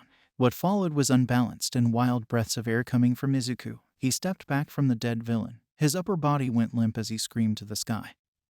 His legs shook with great tenacity as if they were about to give away. Kota slowly regained his consciousness, slowly lifting himself off the floor and raising his head to face his hero. Standing tall before him, there were no fatal injuries on Kota. Only some blood loss from a scrape to the head and a twisted-up arm. He slowly stood up and limped his way over to his hero, hugging him silently. A few minutes passed. Kota was sitting on the floor, giving the barely conscious Izuku time to recover. Black Whip was still holding together Midoriya, forcing his skeleton into place. He was still pumped full of adrenaline, but at least he got his normal breathing back. It helped that Black Whip held together his broken ribs, keeping them away from his lungs. "We need to go back, Kota." Izuku's words were slurred, panting in between as few syllables as he could. His jaw may be forced back into place, but it still hurt to talk. He walked over to the kid and picked him up. "But you're still badly hurt." Kota shed tears for his hero. He didn't know what to say or how to thank him. All he could think about is his health. The bad condition he was in was heartbreaking to the young kid. "That doesn't matter right now, Kota. We need to get you to safety, and Bakugo's in trouble." Kota thought back to the blonde kid who talked to him before. He's also Izuku's friend, so he's also important. If he's in trouble, you can't save him, dummy. Look at yourself. Izuku ignored the young man and rushed back to camp at 40%. Carrying Kota with him, he couldn't risk damaging his body further at 100. His head went wandering. The reality of what happened back there didn't quite catch up to Izuku. "Today, I saved a life, but I ended one as well." A few minutes ago, back in the main building when the attack started, Aizawa tells Vlad King to keep the remedial students safe and to call the authorities. He makes his way outside where waiting for him is a blast of fire. Aizawa managed to barely leap out of the way in time. However, the fire still simmered Eraser's forearm. "Wow, boss was right. You are cool." Shigaraki comes out chuckling under his breath from behind. "See, I told you he was cool." Dabai shrugged, his stapled mouth twisted to a sly smirk. "I just had to see for myself was all, boss." Shigaraki turned to Aizawa. "How's your elbow from USJ?" "Eraser?" Aizawa used his binding cloth to hit the two villains' heads together. Aizawa then hits both of them with his knees. "Bad move." Shigaraki had his hand clasped around Eraser's knee, decaying it. Eraser immediately activated his quirk on him, keeping the decay from spreading further. The clone of the chapped villain leader melted. Its usefulness faltered when Eraser rid itself from the quirk. The real Shigaraki stood by the entrance and touched the building. It started to crumble. Aizawa turns to the building, in shock at what's happening, as behind him Dabai shoots a blast of fire. Aizawa jumped out of the way, managing to evade. Aizawa looks at the villain which blocked his quirk and attacked Dabai. His fist flew through Dabai's head like butter. However, the rest of the blue-flamed conjurer melted into goop shortly after. Wrong again, Eraser. The building continued to crumble and the students in it fall to the ground. Aizawa follows the footprints of the clones towards where Twice and Dabai are hiding. Dabai noticed Aizawa approaching and shot fire at him. Aizawa evades with an aerial flip off a tree. Twice was slow to react to Eraser and stared into his eyes. The clones fell into nothing but slop. This set off alarms for Eraserhead. "So you're the one doing that? Huh." Aizawa approached closer to Twice, hitting him over the head, knocking him out before he could react. Back at the building, Vlad King gets up as the students are recovering from falling from a second story. He sees Shigaraki, the real one, and attacks him. Shigaraki manages to evade and uses his decay quirk on Vlad King, breaking his support gear, then making his way to Vlad King's arm. Shigaraki smiled as Vlad King screamed from the pain of his arm crumbling. Blood flowed down the decrepitating arm of Vlad King. He used this opportunity to shoot his blood out and solidify it, encapsulating most of Shigaraki's body with it. The villain's chapped lips curled to a crooked smile. He collapsed all 5 fingers on the solid blood, causing it to decay from existence, freeing himself. Shigaraki makes his way towards Vlad King and crouches, touching Vlad and siphoned him of his quirk. Now that I have your quirk, I have no use for you. It's time for you to drop dead now. Shigaraki started at the foot. The decay spread slowly. The toes died before breaking off. It was as if there was no liquid in his body to support his appendages. The decay kept on climbing its way up towards Vlad. All he could do was scream in silence as his innards sprawled on the floor before turning to dust. His head was the last thing to go. And by then he was far gone already. Shigaraki then makes his way to the remedial students and others that went to the main building to seek refuge. Monoma stood there in utter silence and disbelief to the death of his teacher. Tears riled up before rage took over. Sensei, in another location, Todoroki and Zero are having trouble fighting Moonfish. Zero is holding a Class B student who passed out, while Todoroki tries to fight Moonfish using a combination of his ice and fire. Moonfish just breaks the ice and the steel teeth absorb the heat. Todoroki throws a huge iceberg to block the path. Run. There is only one way I can think of beating him and I need everybody else at a safe distance. Zero grudgingly makes a break for it, doing what he's told as he swings between the tree branches with his tape. He was en route to the main building. Moonfish makes his way through the ice, but once he gets thrown through it, he is met by a hot flash, knocking him into the air and hitting a tree. Katsuki was on the other end of that bright shockwave, smirking as if he was egging for a real fight. Todoroki simply stared at the atomic blonde before smiling. Guess you are the rambunctious sort. Glad to have you here. Bakugo held in his hand miniature sparks of eruptions blasting from his palm. Can it icy hot? I'm only rambunctious when I feel like it. Now time to take out this ridiculous bastard. That man, the user of Black Whip, thank you for your help. Thanks to you, I can finally control it better. Midoriya dashed through the forest at sound-shattering speeds. He manipulated Black Whip to maneuver through the burning forest as he bolted. Koda held onto Izuku, gripping whatever fabric or skin he could as tears were forced from his glands from the wind pressure. The Emerald Speed Demon bounced from tree to tree as leverage to blast forward, committing what he learned from the rescue training into real action. Are you holding up all right, Koda? The child clenched with every muscle of his being, committing every ounce of power in his body to gripping strength, holding on to dear life, the wind currents forcing tears through his tightly shut eyelids. I am fine. Suddenly, a shadow-cloaked hand pierced through trees, attempting to grab at Midoriya. Izuku barely reacted fast enough and leaped over the thick tree leaves to evade the ambush. From the darkness within the woods, there was an even deeper abyss dwelling inside, equipped with a body. A deep growl rumbled some crows from the trees as Izuku was still staring down from above.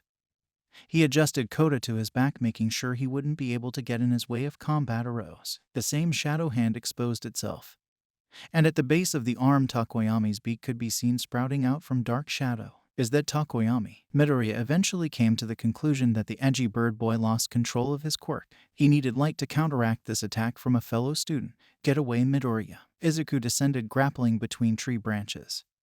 On his way down he noticed Shoji. He landed roughly, landing on tree stems on the way down. When he approached the ground, Black Whip sprawled out, connecting Izuku with its tendrils to surrounding trees just before he hit the ground, then reattached around his body, strapping to his loose or exposed limbs and joints. Midoriya stood up slowly.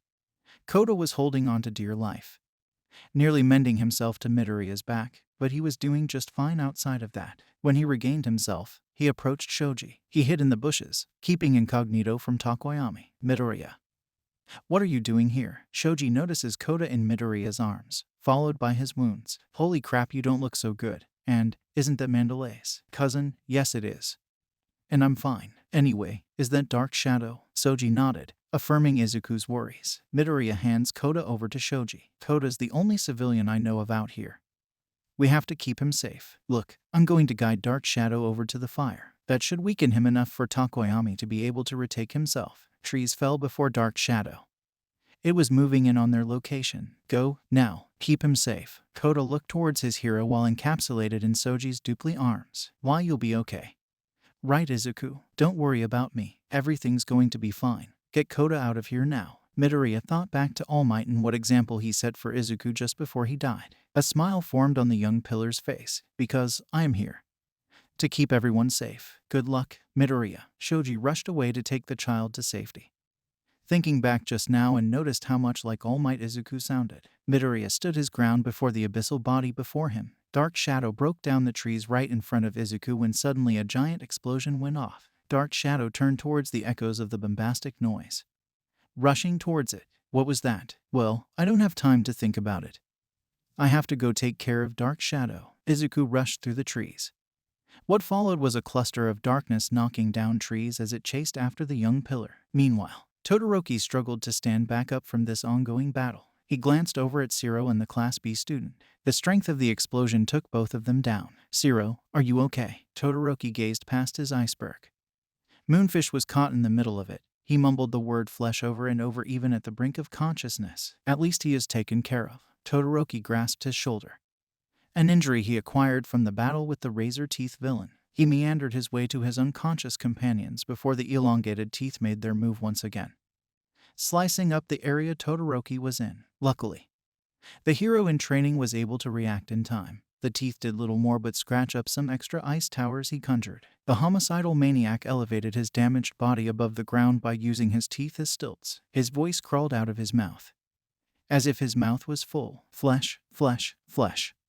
You will pay with your flesh. This hurts, that hurts, this hurts, that hurts. His teeth stomped on the ground like a toddler throwing a fit. He complained and whined about the pain of his injuries like a child. His head snapped into many different directions, his neck crackling with each change in direction. He kept repeating himself before his head snapped back toward the direction of the hero. Suddenly, the spastic nature of the villain grinded to a halt all of his noises and movements, pausing for a while before speaking again in an ominous tone. Die. Todoroki couldn't help but watch in horror of this psychopath as he mumbled on and on about flesh. Suddenly, more teeth went to slash at the ice towers that were barricading Todoroki and the unconscious students. The noise of razor-sharp fangs grinding against ice was enough to make the young student cringe under his teeth. He couldn't do anything in this situation except constantly reinforce the ice. He couldn't use his fire quirk either, or else the towers will give away easier. This turned into a battle of endurance and Todoroki was on the losing end. That's when the explosion occurred. Bakugo's explosion sent Moonfish flying into a few trees. The explosive teen put on a maniacal smile at the freak before him. Miniature combustion set off in the palm of the young man's hands. He planted his fists together, putting off a threatening stance. This freak giving you trouble? Icy hot. Katsuki, Bakugo. It was a sight to behold. To see Bakugo take that guy down with little effort wasn't anything but grandiose. However, this sigh of relief was short-lived. Even an impact shot like that wasn't enough to keep Moonfish at bay for long. His mouth jolted his body as the teeth sprung out to attack Katsuki. However, Bakugo's finesse was a bit faster than his sneak attack. He launched himself upward using his explosions as vantage points, bouncing with each blast. He smoke-screened Moonfish before blasting behind him and aimed to his back, letting off another blast. This launched Moonfish forward, but his teeth bent behind himself and shot back at Katsuki, not leaving the boy unscathed. Cuts and stab wounds littered Bakugo's body. You damn freak. The barrage of teeth kept advancing at Katsuki, who was doing his best to evade the tines flourishing at him with every fiber in his being. Todoroki was still in his bind as well. Just because Katsuki joined in doesn't mean Moonfish forgot about the boy protecting the unconscious ones. The prongs attacked from both ends violently and without any sign of holding back. They were both in trouble now. A sharp rustling of flora whispered in the villain's ears. Rumbling occurred as well, fast rumbling, and with each step it grew louder and louder. The loud creaks of tumbling trees also grew more apparent. The villain faces the general direction of the noise. What he saw was rustling in the bushes. Shortly after, Midoriya leaped out from the bushes, socking the Gnasher right in the jaw. He landed on the other side of him, sliding across the floor. Midoriya, Deku. Midoriya scoped out the situation. He caught himself in the middle. Moonfish was still recovering from the blow. Some of his teeth even cracked from Izuku's fist. The black whip-cloaked hero kept looking around. He noticed Zero and the Class B student. He rushed behind the ice towers to find cover, paying no mind to Moonfish outside of his bombastic entrance. He picked up the Class B student Kosei Tsuburaba. Todoroki, grab Zero. We have to get out of the way. Now, Todoroki choked up from this sudden change in mood. He followed Midoriya's lead and they quickly moved the two students out of the way. Bakugo followed along as well, still trying to figure out what Midoriya is doing here, though. The unsettling rumble shook Katsuki to his core and he rushed to follow the two of them. Moonfish shortly after recovered and faced towards where the loud noise was emanating from. Todoroki, after gaining some distance from the freak, finally mustered back some common sense and began to ask questions. What is going on, Midoriya? You'll see. Dark Shadow then bursts onto the scene, grabbing Moonfish with its giant hand. Moonfish sprouted out his gnashers, slashing and stabbing at the abyssal body that has a hold on him, though. There was no impact or injury that occurred to the monster. Out of rage and desperation, the tooth-bearing psycho lashed out at the beast, swaying its razor teeth all over. Dark Shadow had enough. Playtime was over. He began squeezing hard before rampaging through the forest, following the students while the straitjacket maniac was pushed into every passing log. His body was forced through them before he inevitably degraded into a barely living thick paste. Once the villain was taken care of, Izuku shouted out. Now, Todoroki unleashed his fire, Katsuki his explosions, and they rushed at Dark Shadow, flooding him with light until eventually Takoyami re-established his bearings, dropping Moonfish on the ground. Dark Shadow was nothing but a scared little shrivel of the monster he once was. Thank you, friends. Midoriya gives Takoyami a helping hand. The crow grabbed his hand and pulled himself up off the floor. They all collectively glanced at the mess of a villain which sprawled out on the ground. His straitjacket was torn and blood leaked from his mouth. Most of his teeth were completely torn off while others were partially snapped off. Bakugo rolled his shoulder before speaking up. So, what are we going to do about him? Izuku faced Katsuki. He began to answer. For now, I need you to head back to the camp. You're the strongest combatant I know. I think there's something going on over there. The rest of us will take these two to safety. Bakugo nodded and rushed off towards the camp, using his explosions as propellers. At the main camp building, Shigaraki meandered creepily towards the students. Kaminari, Mina, Shinso, Monoma, Kirishima, and Sato were the ones present. Monoma fell to his knees. Sensei. Monoma was internally defeated. He couldn't wrap his head around the current situation before him. His teacher died before his eyes and his killer seemed too strong to reach. This was an adversity the students likely couldn't survive from. Despite the odds, Shinso was the first to make a move. Hey, you are Shigaraki, right? Why exactly are you here? Can't believe you haven't heard of me. Well, suppose it doesn't matter now. You're Goi. Shigaraki cut himself short. His mind began to phase into static before he stopped moving altogether. Any motor function that worked before has grinded to a halt. Go away. Shigaraki turns around and starts walking in the opposite direction. Shinso turns to the rest of the students, touching Monoma's shoulder, grabbing onto it tightly. Monoma began to stand up, clenching his kneecaps. He faced towards Shigaraki's back, who was still trapped in a daze. I bet it was that bastard Bakugo who told them all we were here. Who else could get in contact with the League of Villains and expose us? I knew we shouldn't have trusted him. Shinso tightened his grip on the blonde's shoulder. How dare you? Of course we can trust him. He killed their leader and now they want him dead. Don't ever talk about my friend like that. Monoma was astonished with Shinso's vigor and determination for Bakugo. He had no idea they were that close. Now come on, let's get out of here before my quirk wears off.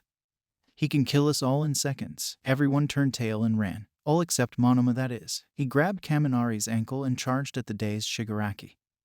He built up a ton of electricity before coursing it towards Shigaraki. The strands of lightning shot through the villain's body, causing him to spaz out but also snapped him out of the brainwashing. Monoma went in for another volt attack but Shigaraki reacted, bringing his hand out. The blonde hero was mere inches away from sudden death before he could touch the skin on Monoma's face.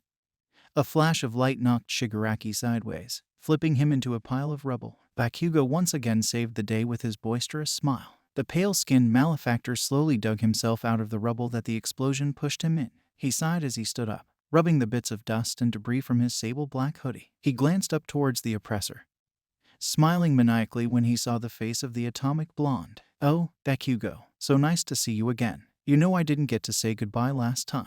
This time I'll make sure that you are gone for good. Shigaraki crouched to place his hand on the ground. The earth beneath them all began to decay around him. The decay inched its way towards Bakugo as well as the other students. Monoma yelled out to the villain. His emotions were conflicting from what he said earlier. Why do you want to kill him so badly? Isn't part of your league. The grand evildoer smiled his chapped lips, ripping them further as he chuckled. Katsuki Bakugo. Part of the league? No, in fact. Once again Shigaraki's mind went blank. Awaiting orders from Monoma, Bakugo rushed towards Monoma and picked him up, blasting them both away. How did you do that? My quirk allows me to copy up to 4 quirks. It was more of a blessing that Shinso grabbed my shoulder before he booked it with the rest of them. Bakugo and Monoma both succeed in escaping from the decay-inducing bastard. Shigaraki was left frozen in place, his hand still touching the ground, causing the dirt to disintegrate until all that was left was a dust cloud and a crater underneath. After some time he broke out of the brainwashing. Giganto, are you present? A pair of glowing white eyes glared out from the darkness of the forest behind Shigaraki. Yes, master. Nails tore bits of skin off the corrupted adult as he scratched, completely frustrated from this outcome. After them, back in the middle of the forest, Midoriya, Takoyami, and Todoroki rushed through the trees. Takoyami had Dark Shadow carry Moonfish at a safe distance in case he regained consciousness. Their ears rang with the sounds of a deep metallic buzzing in the distance, followed by a few screaming students. They nodded at each other before dashing off in the general direction of the sounds. When they advanced closer, the buzzing noise grew louder and soon the scene came into fruition. A giant Namu attached with electrical saw blades for hands chased after Yaoyorozu and a Class B student. Shifts in the leaves caught Yaoyorozu off guard. She was unsure what it was. Then out of nowhere, Izuku's shoe came crashing through the Namu's cheek, dislocating its jaw as it sent flying. Shortly after this was followed up by Todoroki drawing a pillar of ice to stab through the Namu's joints, keeping it subdued in between each pillar. Todoroki, I think I got the rest from here. Please take these two and head back to camp. Got it. Todoroki carries Yaoyorozu on his shoulders.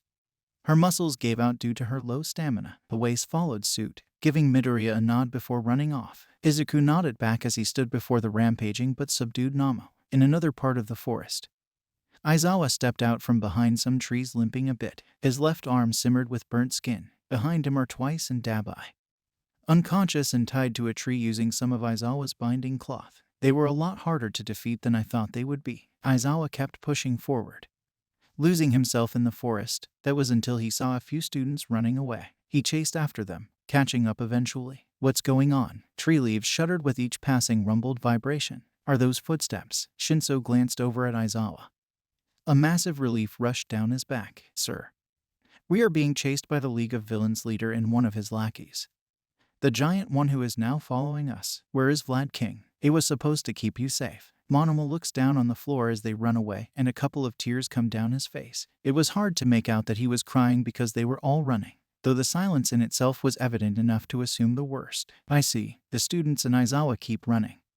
On the way they cross paths with Todoroki. Upon seeing the giant, he held his wrist as half of his body overflowed with ice. He launched a massive ice attack towards Gigantomachia. The entire region around the giant was encapsulated in ice. There were pillars pinning the giant in the air after the attack was executed. It took Todoroki a moment to catch his breath. New record. After some time he activated his fireside, balancing out his temperature. He faced the group, who were still in awe by his accomplishment. We don't have much time here. It will only block him for a minute at most. Follow me. Aizawa recollected himself as they all began to run. He asked questions. Do you have a plan, Shoto? We're heading to the clearing. Midoriya told us to meet him back there. I'm not sure what he has in store. We were in a hurry. Shinso, we shouldn't be underestimating the League. They did manage to kill All Might, right? Kaminari, they did. Bakugo, I trust Midoriya. I think we can win here. Gigantomachia snapped the ice penetrating his body. He took a few deep breaths, recovering from the hypothermia. Master, he resumed his pursuit of the students. In another part of the forest, Tetsu and Kendo managed to vanquish over the villain muster. Tetsu, we did it. Kendo takes off the gas mask she had on. Kendo, yes, we did. Are you okay though? I mean, you just got shot in the face. Tetsu, I'm fine. I took plenty of iron this morning. I can keep going for a bit more. Kosai Tsubora then rushes out of the bushes, out of breath. Kosai, great. I thought I heard your voices. Kendo, are you okay, Kosai? Kosai, just fine, just a bit out of breath. Kosai looks around, noticing mustard on the floor. Kosai, what happened here? Tetsu, we were awesome, just like Class 1A, we defeated a villain. Kendo, why are you here, Kosai? Kosai, oh yeah, I almost forgot. We need your help. Midoriya of Class 1A is organizing a full frontal assault against the villains. He wants me to get as much help as I can before going back. Are you in? Tetsu and Kendo look at each other for a moment. Kendo, yes. We are in. What do we need to do? Kosai, Tetsu. And Kendo then run back to the clearing. In a different part of the forest, Ochako and Tsui were making advances against Toga. Oh, goody new friends. She hid her lips behind her over-length sweater sleeves. You guys are cute too. Toga charges at Uraraka, drawing out a knife while flipping it between her fingers. Her movements were unpredictable and had plenty of finesse to boot. Her physique was small as well, empowering her agile way of fighting. She sliced at Ochako's limbs. Luckily, with her training from Gunhead, she outmaneuvered her opponent and even pinned her to the floor. subduing her. Toga, you have some nice moves, Ochako. I see you are very determined here. Is it because you like someone? Uraraka blushes and loses her composure. Toga uses the opportunity and frees herself. She grabs another knife and charges at Tsuyu, wanting to stab her. Toga, come on, let us see some blood. You'll look really cute. Zero comes in through the forest and sees what is happening. He reacts by shooting tape and taking away the knife from Toga. Zero, what exactly is going on here? Uraraka. Zero, Yoga turned to Zero and charged using her syringe. Zero stumbles back as she charges at him. Not knowing what to do. Toga, oh, goody, a new friend. Let's see some of that blood. Tsuyu shoots out her tongue, grabbing onto Toga's arm. Toga looks surprised at Tsuyu. Toga, oh, right, I can't neglect you guys. Toga cuts Tsuyu's tongue and charges at them. Uraraka gained her composure, charging at Toga. Uraraka. We are done here. Toga reacts. She grabs her syringe and tries to stab Uraraka. Uraraka grabs Toga's arm and shirt, using herself as a pivot, and throws Toga against a tree. Uraraka. Zero, now. Zero stutters for a moment since he doesn't know what Uraraka wants him to do. Uraraka. Use your tape, Zero. Zero, oh. All right. Zero then uses his tape to trap Toga against the tree. Toga tries to struggle out of it. Toga, let me out. I want more blood. Zero then hits Toga over the head, knocking her unconscious. Zero, you've caused enough trouble. Uraraka helps Tsuyu up. Uraraka. Are you okay, Tsuyu? Tsuyu can't stand on her own and needs Uraraka to hold her. Tsuyu, just a bit hurt. Can't stand too much. I think she cut one of my legs. Uraraka turns to Zero. Uraraka. Thanks for helping out, but why are you here? Zero, oh, right. Midoriya came up with a plan to defeat the villains. Uraraka. Midoriya did, but why are you here? Zero, I was supposed to go get help to fight them. Uraraka. Tsuyu, do you think you can go? Tsuyu, no. But I think you should. Leave me here. I'll be fine. You go help. Uraraka. Are you sure? Tsuyu, yes. Ribbit. Uraraka finds a satisfying location to hide Asui. She and Zero then return to the clearing. The 3 Class B students arrive at the clearing. These are Tetsu, Kendo, and Kosai. After them, the next group to arrive is Uraraka and Zero. Zero, where are the rest? Kendo. We don't know, we just got here. Todoroki and the remedial students then come running. Zero, what's going on? Todoroki. He's after us. Kosai, who? A rumbling is heard in the woods as a giant starts making his way towards them. Zero, oh crap. The students that were gathered start running as well. As they do, a small dim light shines from inside the forest. Izuku flourished in front of the group. His outfit was still torn and Black Whip was still holding his body structure in place. A flash of light followed behind him as he zipped past the group. He smashed Gigantomachia, making him stumble back. Todoroki. Is that Midoriya? Bakugo, huh?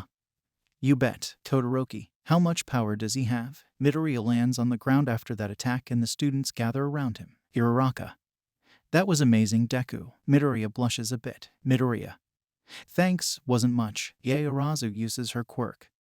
The remaining lipids she had in her body were siphoned. Yaoyorozu. This is for you guys. She pulled out of the bag a couple of gauntlets and handed them to Bakugo. The gauntlets are smaller than in the regular version but still effective. As he sees them, a huge grin forms on Bakugo's face. She also grabs some binding cloth, a metal mask, and some other small items, handing them to Shinso. Yaoyorozu ran out of energy. She couldn't make any more support items for the classmates. The students put on the support gear that she had just made and got ready. Gigantomachia pushed himself up from the floor. He grabbed a tree by the base of its log and charged at Izuku, swinging the entire tree at him. Izuku had mere moments to block. He raised his forearms as the tree made impact. Once again, the bones in his forearms fractured. It launched him far, but he was caught by Todoroki, conjuring an ice ramp for him to slide down. As he slid down, he prepared his full cowling. Black Whip once again having to reinforce his forearms from the tree attack. Midoriya. One for all, 80% full cowling. Midoriya jumps back into the air going at extreme speeds, and Gigantomachia's fist is met by Midoriya, creating a huge shockwave. Midoriya started falling towards the ground, and as Gigantomachia prepared for another attack, Bakugo used his explosions and jumped into the air, blasting Giganto in the face, making him stumble. Midoriya fell and Black Whip entangled itself around Izuku's body and snapped straight towards some trees, catching Izuku, whose body went limp from his bones, displacing for the time that Black Whip was unraveled from his body. When the falling grinded to a halt, Black Whip reattached itself to Izuku, reinforcing his body back into a stable state. Izuku took a deep breath. The pain that ran through his entire body was otherworldly. He coughed up blood on the floor when Black Whip dropped him and reinforced itself on his body. It rebinded all of his limbs to face the right direction. Fractures of bone laid in the puddle of blood as he got back up. Gigantomachia stood there waiting for him. He went to slap Izuku, but the young hero pushed back with all of his might, his feet dragging against the dirt. Izuku hugged the giant's index finger and flipped over it, twisting the finger backwards. He roared in pain as he grasped his hand. Master! Izuku leaped up, sending an omnidirectional shockwave out from his takeoff. He aimed his fingers at the wound Todoroki made before and flicked a dense air bullet to the injury. Midoriya. One for all 90% Delaware Air Force flick. Midoriya lands on the ground and Todoroki freezes Giganto's feet. Uraraka then touches Izuku. He begins to float. He propels himself to the sky, rocketing into the air once more. Midoriya. One for all Colorado Crush. His fist slammed down on the top of Giganto's cranium. His upper spine snapped in half. He fell forward with little to no resistance, crashing down with a shockwave. Izuku landed shortly after. His appendages were a dark purple from his broken bones and bruised muscles. Black Whip was the only thing holding his body together at this moment. Bakugo. Are you alright, Deku? Your whole body looks like crap right now. Midoriya.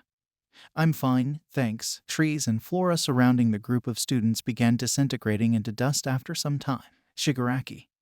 Well, what do we have here? My best friends, all in one place. Shigaraki raises his hand at them and points at Midoriya. Shigaraki. I think it's time you died, don't you? The trees and the ground surrounding the students decayed faster and faster as Shigaraki approached them. Shigaraki.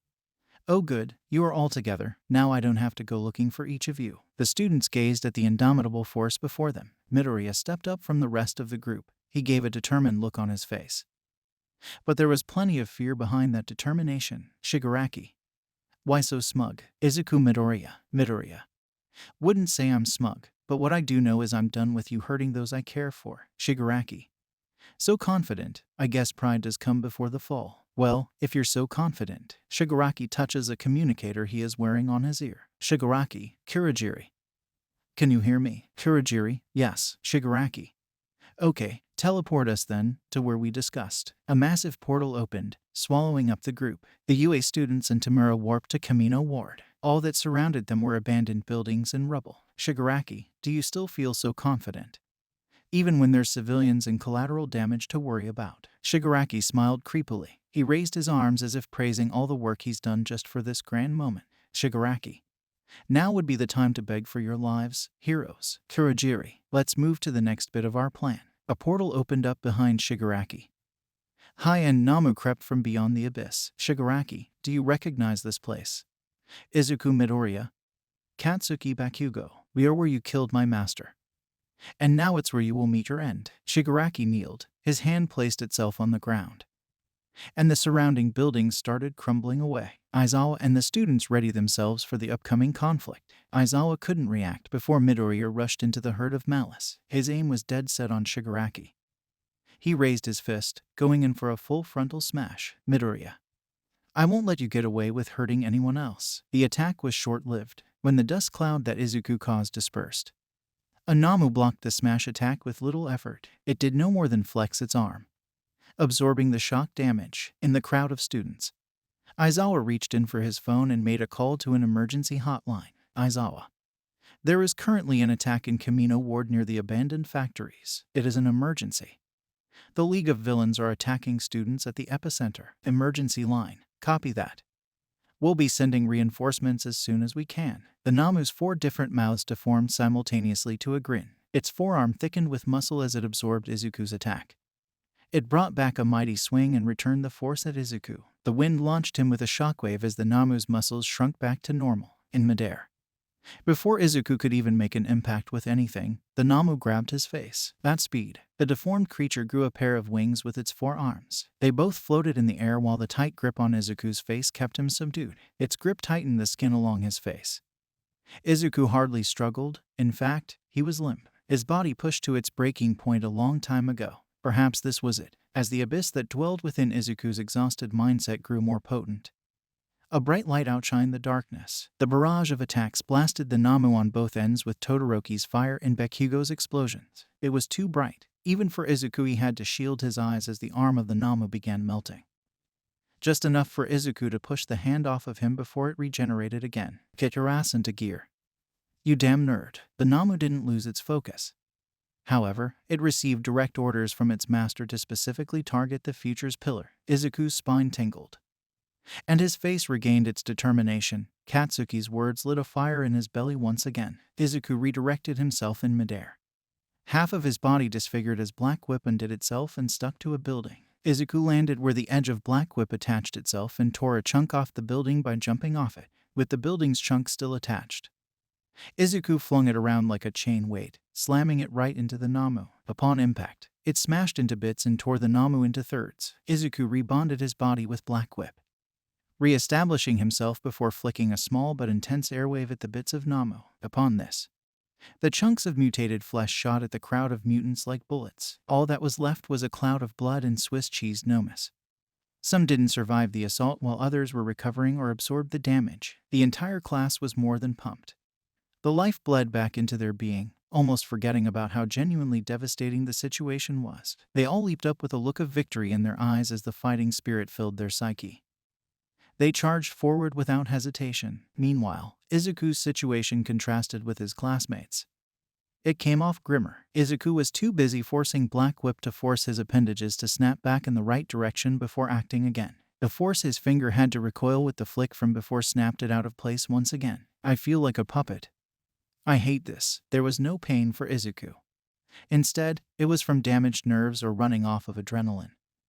There was no telling which one was the greater truth. The only sure thing was that this needs to end soon. A sharp pain instantly fluttered flatly across his cheek.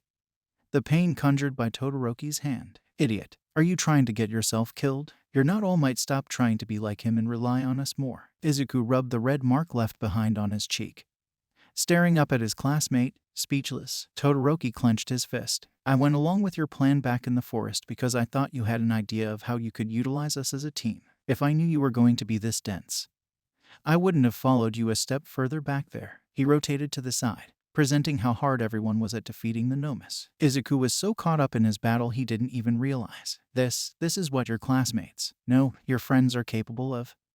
Izuku, we're here for you just as much as you are for us. I know you may be hurting right now, but that's because ever since the villains showed up, you've been acting on your own, not asking for help in the slightest. Now look at you. It looks like your quirk had to evolve to force your body into fighting condition. I'd bet you'd be nothing but a cripple without it right now. Todoroki gasped and jumped a bit when he felt Bakugo's hand grasp his shoulder. That's enough, man.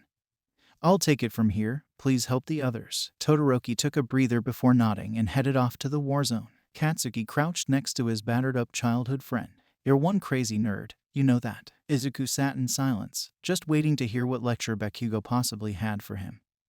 It was rare for him to lecture people without raising his voice or throwing fists around. Back when I joined the league for that short amount of time, I learned quite a few things about myself, mainly the ugliness inside of me. I felt at home when I was with them, even though I couldn't exactly trust them. That's the thing. The fact that I felt at home over there made me realize just how far from the word hero I was. I feel like I see that in you right now. Deku, no, Izuku, I know inner repulsiveness, so trust me when I say that you need to relax and think about what a hero means. To me, it used to mean being the strongest out there. Though with power comes a great amount of duty and ownership. You were All Might's student. What would he say if he saw you like this? Izuku looked down. He already knew all too well what All Might would say. If only I were still alive, you wouldn't have to suffer like this. That's not what the young pillar wanted to hear from his predecessor.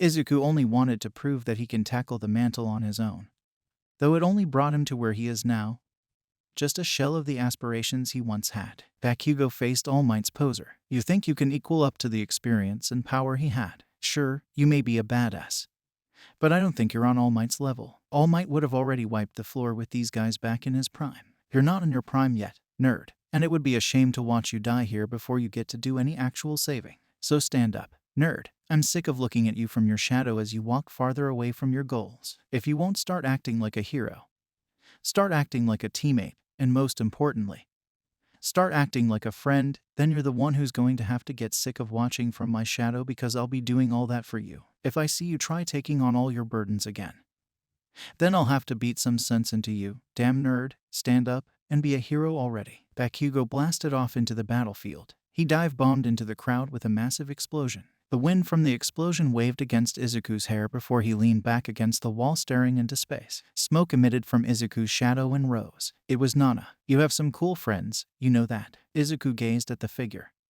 unsure of who she was. Who are you? She softly smiled, crossing her arms. Let's just say I'm a friend of a friend. You can call me Nana. The acid ate away at the skin of some Namu, the handiwork of Mina Ashido, and a giant hand smashes into another, throwing them back a bit. The three high ends that finished at this point step out, and one goes straight for the students, the other two staying by Shigaraki's side as he watches, keeping a lookout for Izuku. Todoroki froze over one of the Namu and turned to see the two high ends. He stepped forward as a slippery layer of ice glazed across the ground. Once the ice made contact with the high ends, it climbed up their legs, encapsulating their bodies. Todoroki.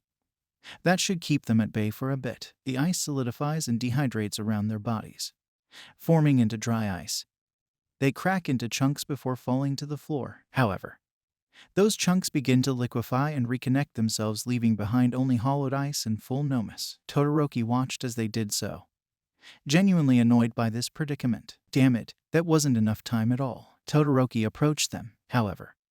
One of them vanished from sight before the high-tier mutant shot at the student. Aizawa leaped in at the last possible moment, taking in the attack for Shoto. Aizawa landed on the floor with a resounding thump. The immense and indomitable bioengineered humans went at Aizawa's face, breaking his goggles, and threw him to a wall. Shinso and Bakugo noticed this. Shinso and Bakugo.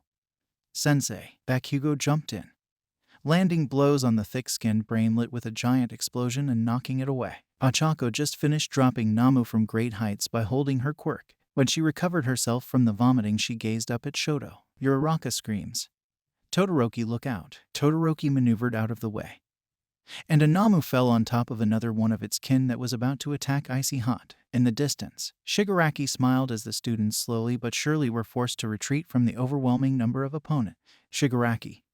I think it's time to get started. Finally, Shigaraki started moving out to prepare his attack. However, Kosai used his solid air and trapped Shigaraki in a solid invisible box. Tetsu and Kendo managed to beat a Namu and threw it, while Takoyami and Tsuyu managed to take another one down. After some time, Shigaraki noticed that the numbers were dwindling. He stood patiently inside his invisible isolation, with little to no stress on his face, which worried Kosai. He's probably up to something. Shigaraki, Kurogiri, send in the rest. Like a sunset, the light that once flooded the atmosphere dwindled by every creeping second. The portal that appeared was more sizable than the last. Kurogiri comes out of a portal as well. Kurogiri.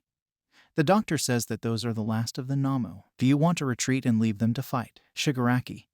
No, that would be a waste. How about you free me from this prison, and we join the fun? Kurogiri. Very well then, but what prison are you referring to? Shigaraki. One of those brats used his quirk on me and made a sort of air prison that I can't seem to decay. Kurogiri merely summoned a portal from underneath his master. It sucked him up and popped out from the portal that the Namu emitted from. His smile took on a wicked demeanor.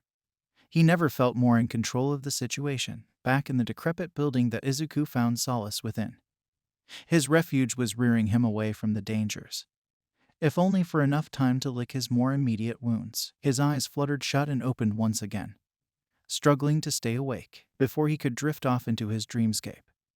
Nana grabbed his chin and slapped him playfully. Hey kid, you gotta stay with me. I know your body's going through a lot right now, but we need to talk before I let you go. Izuku did little more than nod. His dislocated jaw made the pain too difficult to move his facial muscle. Nana knelt in front of the broken boy. Midoriya. You've been by far the hardest working pillar of the rest of us. I've never seen such an aspiration to push so hard for the ones you love. Now that you're resting, I see now you're probably coming down from your adrenaline, so I won't keep you long. You've earned my respect, gratitude, and, most importantly, you've earned your right next to all your predecessors as a pillar. Please accept my quirk.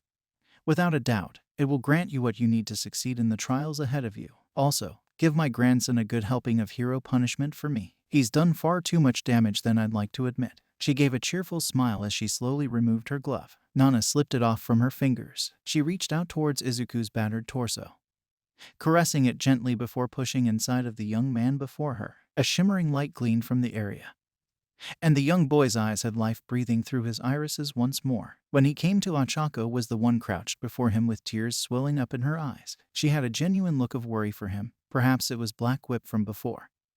But no one could tell what kind of condition he was actually in. Amazingly, he was alive even now. Deku, hey, wake up. She gently grasped his dislocated shoulder, trying not to damage him further while barely shaking him. Izuku utilized Black Whip to control his other arm.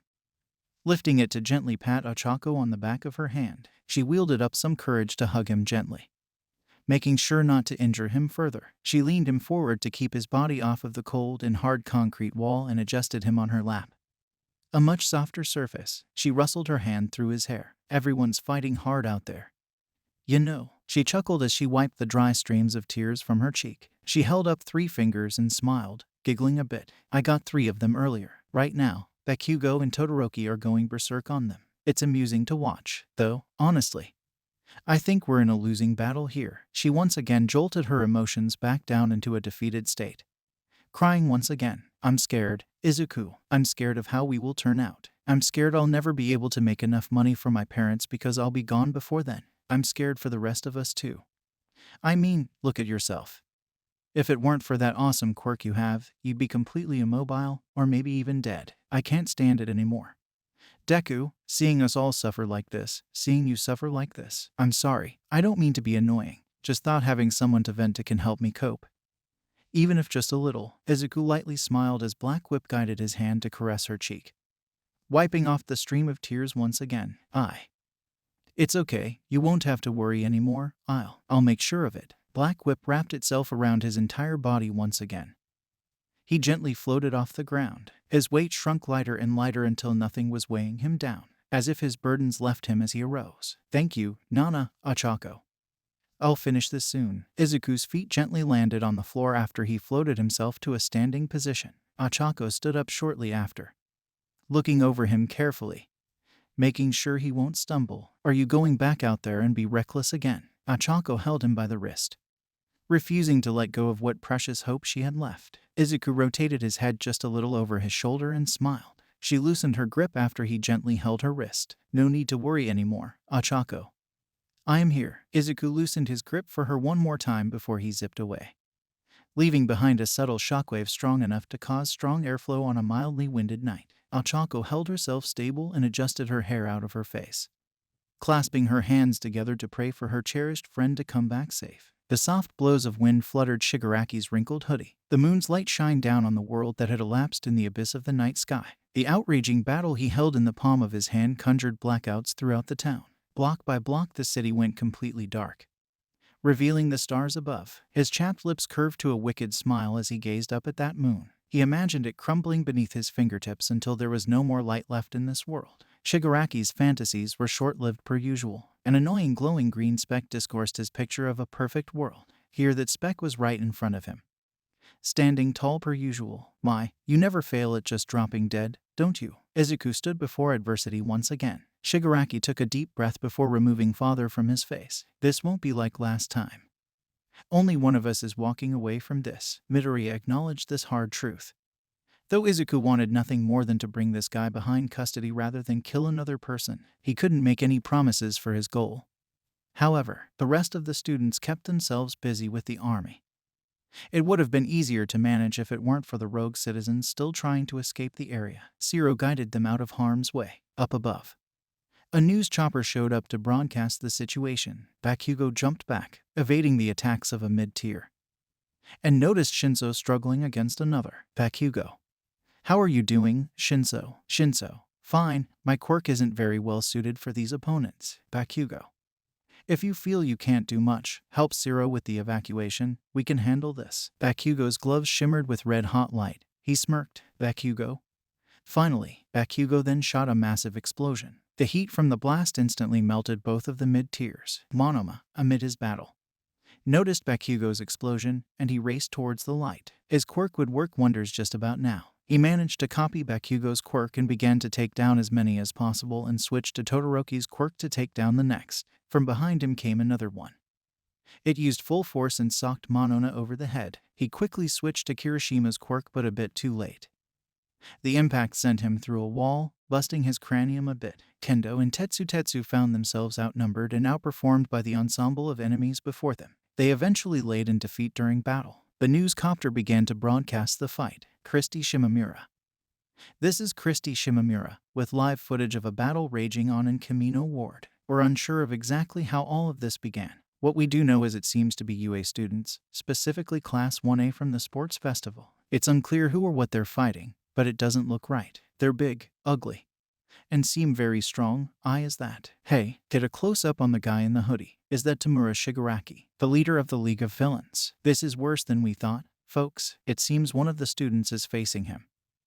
Neither of them are moving either. Meanwhile, Tsuyu and Takoyami were facing off against a bulkier Namu with hacksaw claws for hands. Tsuyu maneuvered around it with her tongue, leaping from building to building to keep it distracted. She eventually slipped up, and the ravaging mutant's claws sliced Tsuyu's stretched-out tongue. Takoyami, who was fighting along Tsuyu, noticed this and caught her as she fell. The remnants of her tongue fell beside both of them. Takoyami then began to rampage. Dark Shadow lost control again with ease and began to take down one Namu after another, including the Ravager, since there was a city-wide blackout.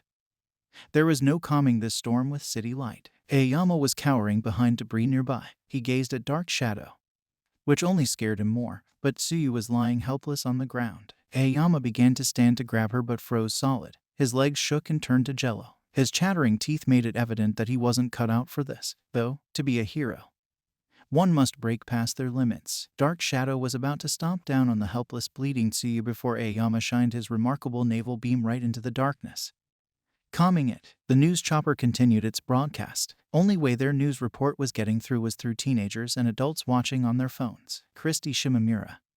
The heroes were called. However, none managed to respond yet. One can't help but recall the events that happened here months ago. On the ground, Midoriya and Shigaraki finally end their standoff and approach one another.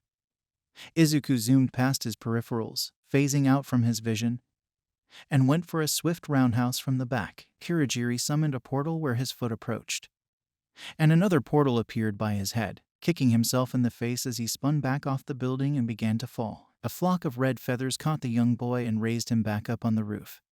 Hawk stood where he dropped the green-hair boy off. The helicopter caught wind of this by one of the scouters in the chopper. Hey, kid.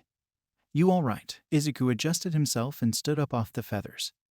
The bed of feathers realigned themselves back into wings along Hawk's back. Izuku gazed beside him at the number 4 hero and smiled, for as much as he wanted to. This was no time to fanboy. I'm fine, though I would have been okay if you didn't do that. Thanks though. Hawks peeked at the kid.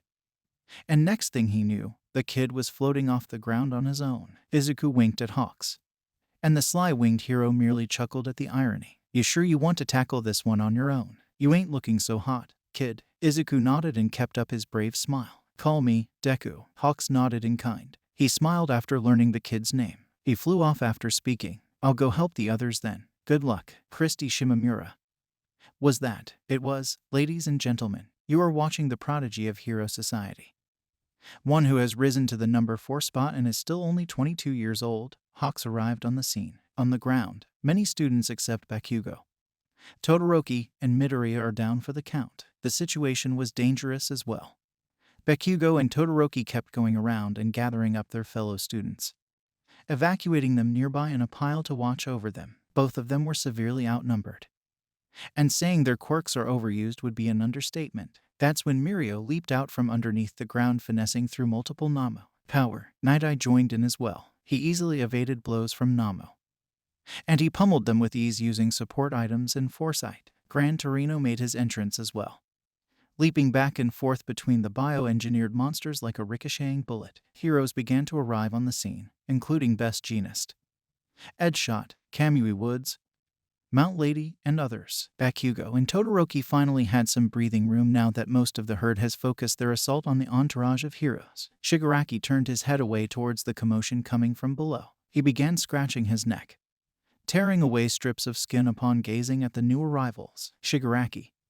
Looks like I must cut my fun short, as always. Shigaraki snapped his fingers, and Kurogiri summoned forth the corpse of Gigantomachia. He placed all 5 fingers on the corpse, and all for one absorbed his body while simultaneously decaying it to oblivion. All of Giganto's extravagant powers have transferred to the chapped villain. Shigaraki, you did your best, hero, Kurogiri. I want you to leave with everyone else that's here. I want this brat dead and I want to do it myself. Kurogiri faced Shigaraki questioning his choice. But Shigaraki, are you sure? There won't be anyone to back you. The malicious tyrant threatened by raising all 5 of his fingers right in front of Kurogiri's face. Shigaraki didn't even bother facing him when doing so. This left the foggy villain speechless. It shook him to his core. All of you would just get in my way. Don't question my leadership ever again. Kurogiri summoned a massive portal, warping everyone else to a different location. Why yes sir. Shigaraki stood there for a moment before hunching over and coughed up enough blood to fill a tub. The blood began to melt through the rooftop as his body began to dislocate and grow. Muscle fibers broke through his skin as his face deformed into something more resembling a Namu. Shigaraki took deep breaths to make sure his body was fully adjusted to his new form. Spiky protrusions grew out of his back and formed into wings. Meanwhile, Bakugo and Shoto arrived. They managed to outmaneuver the portal and slip by. During this grotesque transformation, Izuku smiled at both of his friends before grabbing both their shoulders with his broken hands and shared one for all with them. Izuku, Bakugo, and Shoto took a more aggressive battle stance. Midoriya cranked up one for all full cowling to 90%, while Bakugo and Shoto could only safely work under 30%. Though before he could even react, Shigaraki's hand clasped Izuku's face and flew off with him at high speeds, barely giving the trio any time to react. Izuku was caught off guard but managed to grab a finger with both hands, keeping it off of his face to keep him from disintegrating. He slammed Izuku's head against the pavement as he continued flying before letting him go. He grabbed Izuku by his ankles and flung him straight into another building. Once Shigaraki landed, he turned around only to be approached by Bakugo leaping towards him like a wild beast. The atomic blonde launched a full explosion right at the mutant villain. From within the smoke, Shigaraki's arm swiped out, backhanding Bakugo in the face, sending him into a tree. His back smacked against the wood, causing him to sprawl to the ground, knocking all the wind out of him. Izuku climbed out of the rubble, cocking his fist back. Black Whip tightened its ties around his joints and bones as the output of Izuku's power increased. He threw his punch straight at Shigaraki's direction. A shockwave emitted from his fist, sending debris backwards, and the air collapsed on itself in a line. The air shot through Shigaraki's lung before the wind expanded from the hole, spreading it out as it forced Shigaraki to flip backwards before he latched onto the floor. He forced his body to fight back against the wind pressure, crawling in the opposite direction. Flames emitted from Shoto's left side. His flames were sucked in by the rogue winds of Izuku's punch. The monster was caught in the middle of this flame cyclone. His skin began melting off and regenerating over and over. Izuku was breathing heavily as that previous punch pushed his limits. Even with the assistance of Black Whip, his ulna and radius bones in his forearm expanded outwards from each other as they fractured. I'm ending this today, Shigaraki. Shigaraki's crooked smile bled through the flames as he flipped to the side. Shoto retaliated with pillars of ice. The ice made contact with the deviant, but he easily grabbed the ice. It quickly shattered his skin, but his grip strength outweighed the volume of the ice, crushing it with his bare fists. The rampaging villain took a chunk of sharp ice and stabbed Shoto in his left shoulder. The shard fragment of ice poked at Shoto's heart. He was then kicked aside from the mutant Shigaraki. All of you are just insects. I feel like a kid playing with a magnifying glass. Bakugo recovered himself, focusing his explosions, and shot a few AP shots right at Shigaraki. He stood there tanking the shots. Some of them exploded right on contact, creating a cloud of smoke, while others shot through his skin. The holes left behind regenerated. Shigaraki flew straight up into the air before he dive-bombed straight back down, raising his elbows to his face. When he hit the floor, a massive shockwave occurred, causing the floor within a 1-mile radius to fragmentate. This pushed the 3 heroes back as the bits of broken floor flew omnidirectionally outward from Shigaraki. As the debris flew, the chunks would make contact with the heroes. Shigaraki rose up from the crater he made. I hope you can see how pointless your attempts are. All of these wannabe heroes coming out of the woodwork just to die. You 3 are the prime examples of things I hate. Trying to live up to the name All Might so bad you forget about the dangers of the world. Let me reteach you what life is really like under this stupid hero society. Izuku leapt forward, punching the ground, which caused a small crater while elevating just slightly. Black Whip unwrapped itself partially from a few of Izuku's limbs. It wrapped around Shigaraki, and Izuku landed on the ground, flipping the giant over his shoulder, tearing open some muscle fibers as he screamed with vigor. He continued the momentum in a circular motion back down through the broken rubble on the other side of him. Shigaraki ricocheted against the floor and slid into the pavement. Izuku didn't stop there. Black Whip wrapped around Izuku for support before Izuku twisted Shigaraki's wrist, throwing him into a skyscraper. The unparalleled freak sat there for a bit before rising out of the rubble. Shigaraki sighed before wiping the dust off his shoulders. He was starting to grow annoyed. Shoto kept a hold of the spike of ice impaled into his shoulder. Blood dripped down his torso. Bakugo stood on top of the building that Izuku threw Shigaraki in. He fell headfirst, and as he passed Shigaraki, he launched the biggest explosion he could manage with the added bonus of one for all, blasting it straight into the building. Shigaraki took all this punishment as Bakugo landed on the floor. As he plummeted, his arm went numb as a few joints fractured. Gah. Damn it, did I get him? Izuku threw his fist towards where the explosion occurred. The air pressure trapped the explosion inside, blowing the entire building up. A metal rod launched out, flying by Izuku's face like a lance. A purple-haired kid indulged himself with a dirty magazine. Walking along the rubble, he wasn't paying attention to any of his surroundings. He was met with a cruel fate as he turned into a kebab, impaled to the wall behind him. A massive cloud of smoke was all that was left of that building. Izuku was hoping that this was it. The sun finally rose. It's been a long night. He couldn't go on for much longer. Izuku's spine was almost exposed as flesh surrounded it from Shigaraki's initial attack, skidding him across the street at high speeds like that. But Izuku in terrible shape.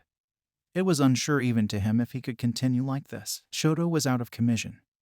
If he attempted to melt the ice, it would risk blood loss. And if he didn't melt it fast enough, it would impale his heart. Shoto began pulling out the chunk of ice from his shoulder, yelling in pain as he did so. He immediately started bleeding until he froze over the open gash, preventing blood from spilling out, and it put pressure on the gash as well. The silhouette of Shigaraki began to show itself from within the smoke. Their eyes widened. After everything they put him through, Shigaraki was left unscathed. Shigaraki's body deformed even more so. His limbs grew larger and his bones outgrew his skin, pointing out as spiky protrusions. Izuku couldn't help but feel helpless. Regardless, he couldn't let this thing rampage. He wore a brave face as One for All's lightning started peeking around his body. He then dashed towards Shoto and Bakugo, picking them both up and transported them a safe distance away. Bakugo refused to stay behind. You three have done enough. Typical of Class 1A to be reckless like this. But I'll thank you for it later. Monoma gave a smirk to the three of them as Izuku stared at him. Now's not the time for your bullshit, Monoma. Can't you see we're on death's door here? We need to figure out a way to stop his regeneration. Monoma chuckled a bit. Relax, Midoriya. I didn't come all the way here to start spouting insults. I recently lost my teacher. I want a piece too. What can I do to help? An idea manifested in Izuku. He nodded to Monoma. I have a plan, but you're just gonna have to trust me on this. Monoma nodded and the plan commenced. Izuku first siphoned One for All out of Shoto and Bakugo, letting them just rest while he went to finish this once and for all. Next he took Monoma with him, but dropped him off somewhere just out of Shigaraki's line of sight, keeping him hidden. Izuku then slowly approached Shigaraki. His head snapped from right to left as if he lost himself. Izuku began to pick up the pace, and so did Shigaraki. They both clashed in the middle. Deku threw a few mighty kicks at Shigaraki as the villain retaliated with a single punch. When they met in the middle, the air pressure was so dense that the light of the sun refracted from the epicenter, blinding everyone in the vicinity as the shockwave passed. When the light came through and readjusted, Izuku laid flat on the floor with Shigaraki's fist against his chest. The force was strong enough to rip Black Whip. It lost all support around Izuku's body. Shigaraki began punching over and over and over at the adolescent, each punch causing him to rebound between the floor and his fist, dribbling like a basketball. Deku went limp, and the cretin would then start to hover his hand over Izuku's face. Finally, the fruits of my labor are about to be fulfilled. Just before his fingers made contact, Monoma snuck his way around to Shigaraki, touching him and copying All for One, stealing the quirks as well, but couldn't quite make it in time for decay. This was because the moment Shigaraki was touched, he instantly turned around and swiped his fingers against whoever touched him. This turned Shigaraki back to normal, and he spat out a ton of blood since his body rapidly devolved. This forced Shigaraki to go unconscious.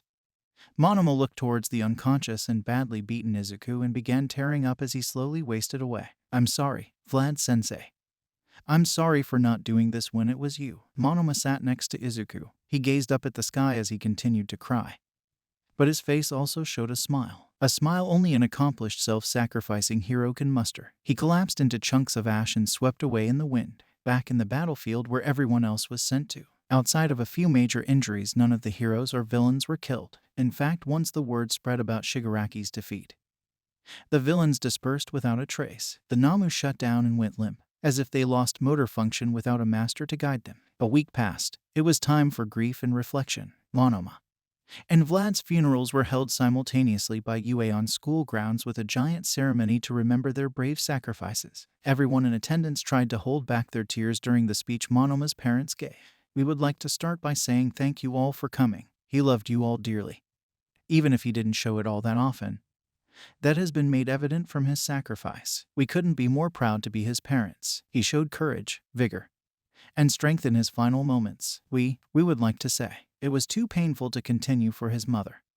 His father gently embraced her and finished off the speech. They both walked off with immense grief. Aizawa was up next to mourn for Vlad. Once again, I would like to thank you all for coming today to mourn two great individuals we lost in the past week. I would just like to say that Vlad was always a rough person to work with, but he was that way to grow thick skin on those around him. He would be proud to know how many students were saved thanks to his sacrifice. It was never our intention for things to go as out of hand as they did, but it's because of tragedies like last week or why heroes are crucial for this society. We look after each other here, and we do our best. After this concludes, I would like everyone to walk away from here to respectfully mourn for those we lost, but keep your chins up for a brighter future because of their sacrifices. Aizawa began to make his way off stage. It was time for Bakugo to give some words. He tried to hold strong in front of everyone to help them push through. I don't know where to start other than saying he saved my life, our lives, but he gave up his in the process. I have never been someone to be thankful when saved by others, but I want to thank my fellow student and hero,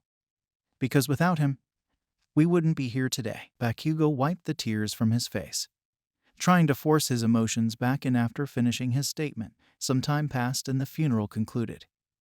Everyone went home mourning their friend and their teacher. Meanwhile, back in the city's medical facility, Izuku was strapped down to a medical bed. He was put under temazepam, a sleeping agent. He had tubes running in through his torso, keeping oxygen in his body. The IVs pumped programmed stem cells in his veins to help repair damages. His jaw was supported by tiny stilts, keeping it in place. Inko stood outside of her little boy's hospital room, crying into her handkerchief. Dr. Yujiko stood beside her, granting her the support she needed for this tragic sight. He will be coming out of this just fine. Don't you worry, Mrs. Midoriya. I sure hope so.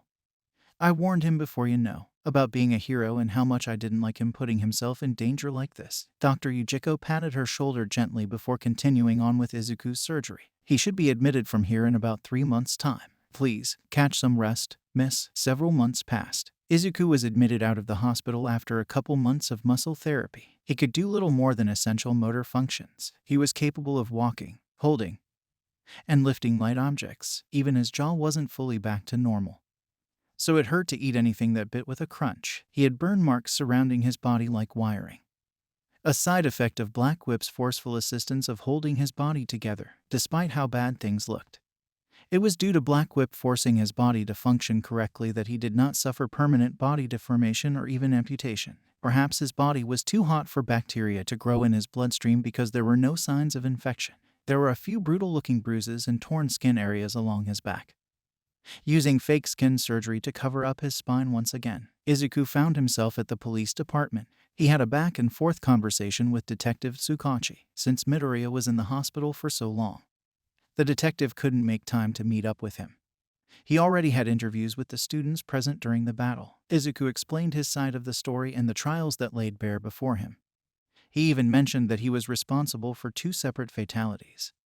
Namu were omitted since they were nothing but instruments of war who lost their humanity. I never caught the name of the first one, but his quirk allowed his muscles to grow. He had one eye and blonde hair. Tsukachi scrambled through some documents that carried info on potential League of Villain members that were yet to be clarified. He showed the carnal murderer Muscular's file. Izuku nodded, clarifying that he's the one who he fought, the second being the giant. There are no records of such a creature, nor was the body ever found. Not to say I don't trust you by your word, Izuku, but people with giant quirks aren't hard to find. Not to mention there are no records of such a creature ever being born. It existed, trust me. However, the body disintegrated when Shigaraki absorbed his quirks. Izuku twiddled his sewed-up thumbs. He didn't feel comfortable being put in this position, admitting to murder.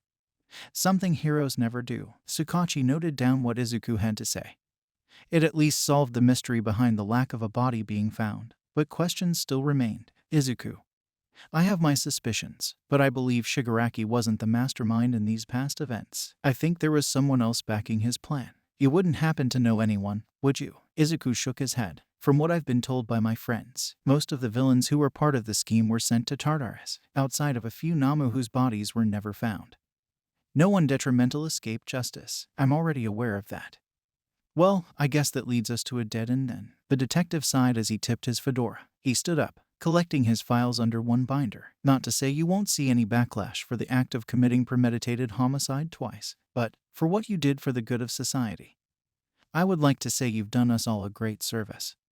And I'll see what I can do to keeping those body counts off of your record as a hero. You also have acted like that of a licensed hero, which you are not. So UA staff will be held responsible for the lack of putting your guys' safety first. UA will be shutting down by the end of the year. Your teacher's hero.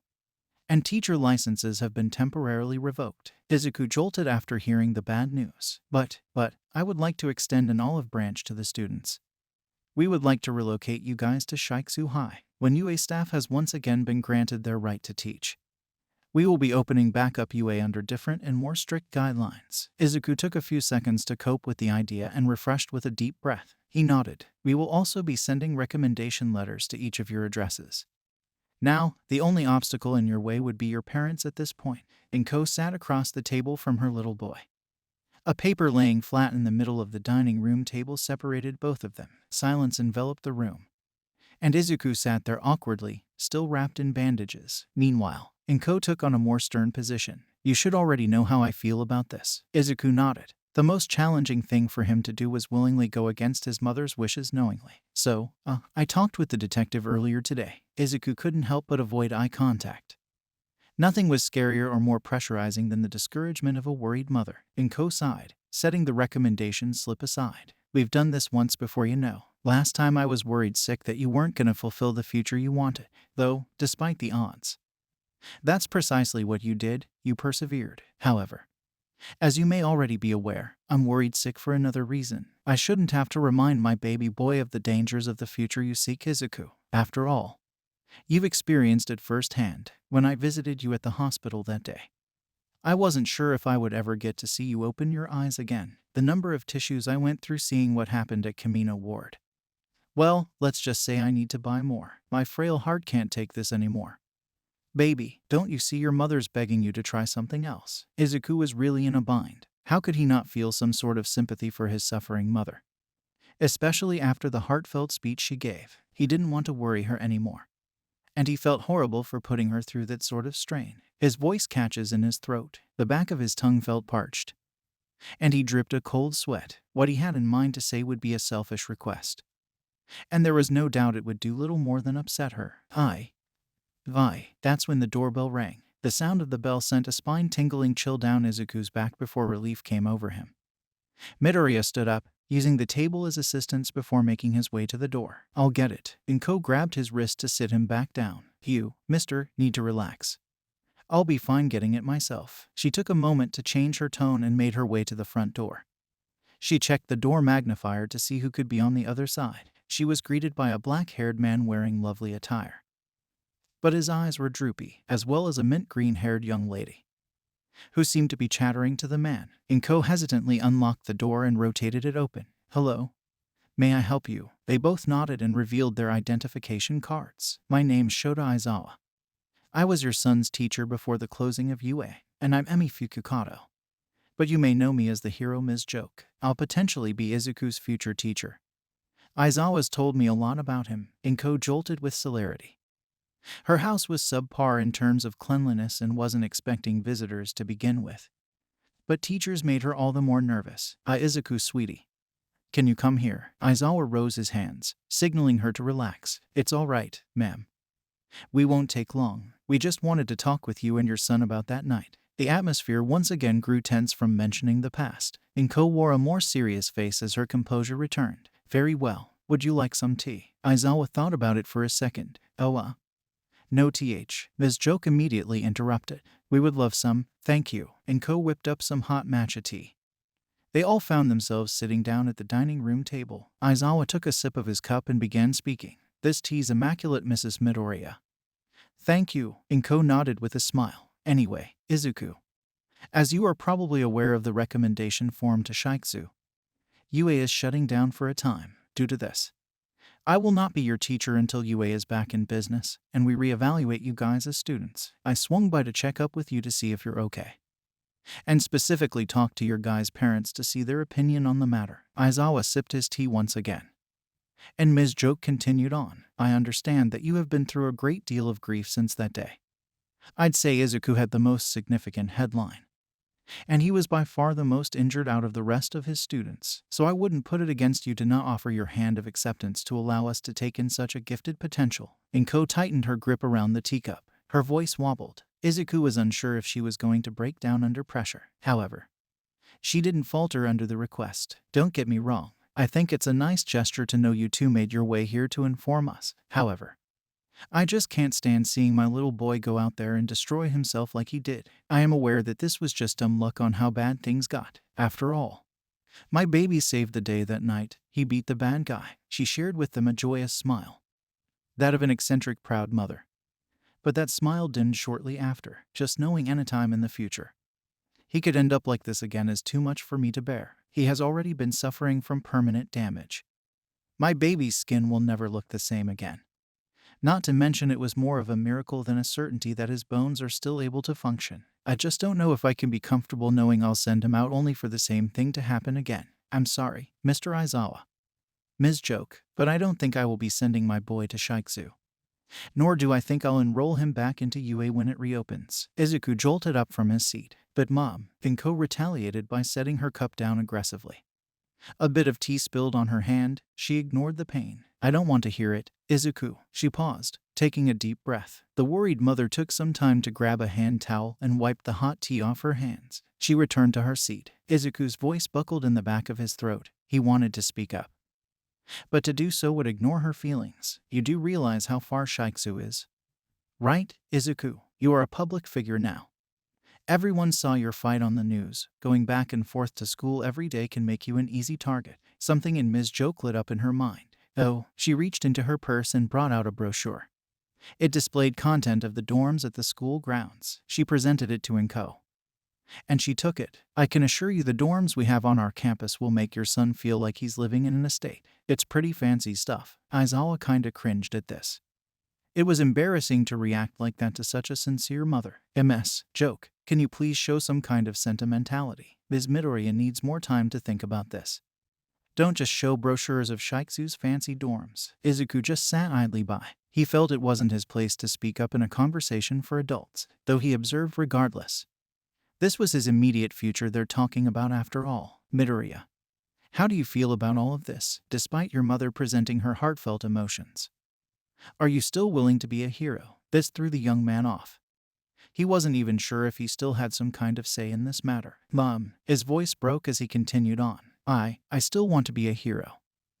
That's always been my dream, to be like All Might, to save the day with a smile. I just wanted to be like my all-time favorite hero, Dad. He was never really around for us, so I never had a father figure. Well, All Might was that replacement I needed to fill that void. He's who I idolized outside of you. I want to respect your wishes, so if you really don't want me to be a hero because you worry, then maybe I can be a cop or something. I don't really care if I go to Shikzu or not. Izuku stepped away from the table and walked upstairs. Looking down, this broke Inko's heart, but it also gave the teachers a reason to start making their way to the next house. They both grabbed their coats and began heading out. Inko followed them, guiding them out of the house. But before they left, ultimately, Izuku made his way back downstairs with a letter. It was from Koda. Mom, this was from the little kid I saved earlier.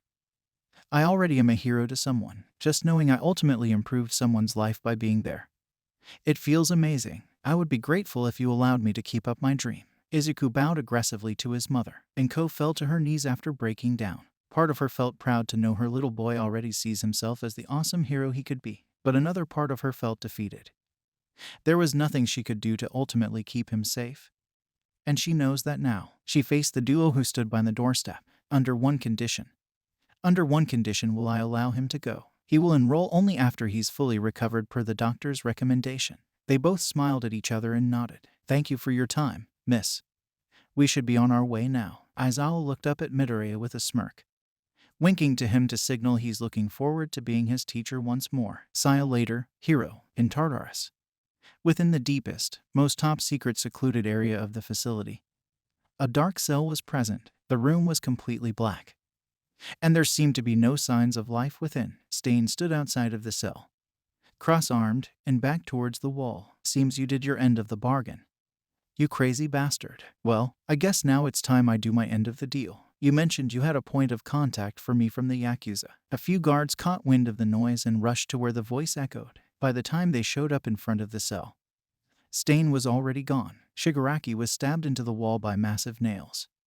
They were pounded into each of his joints. His messy hair hovered in front of his face.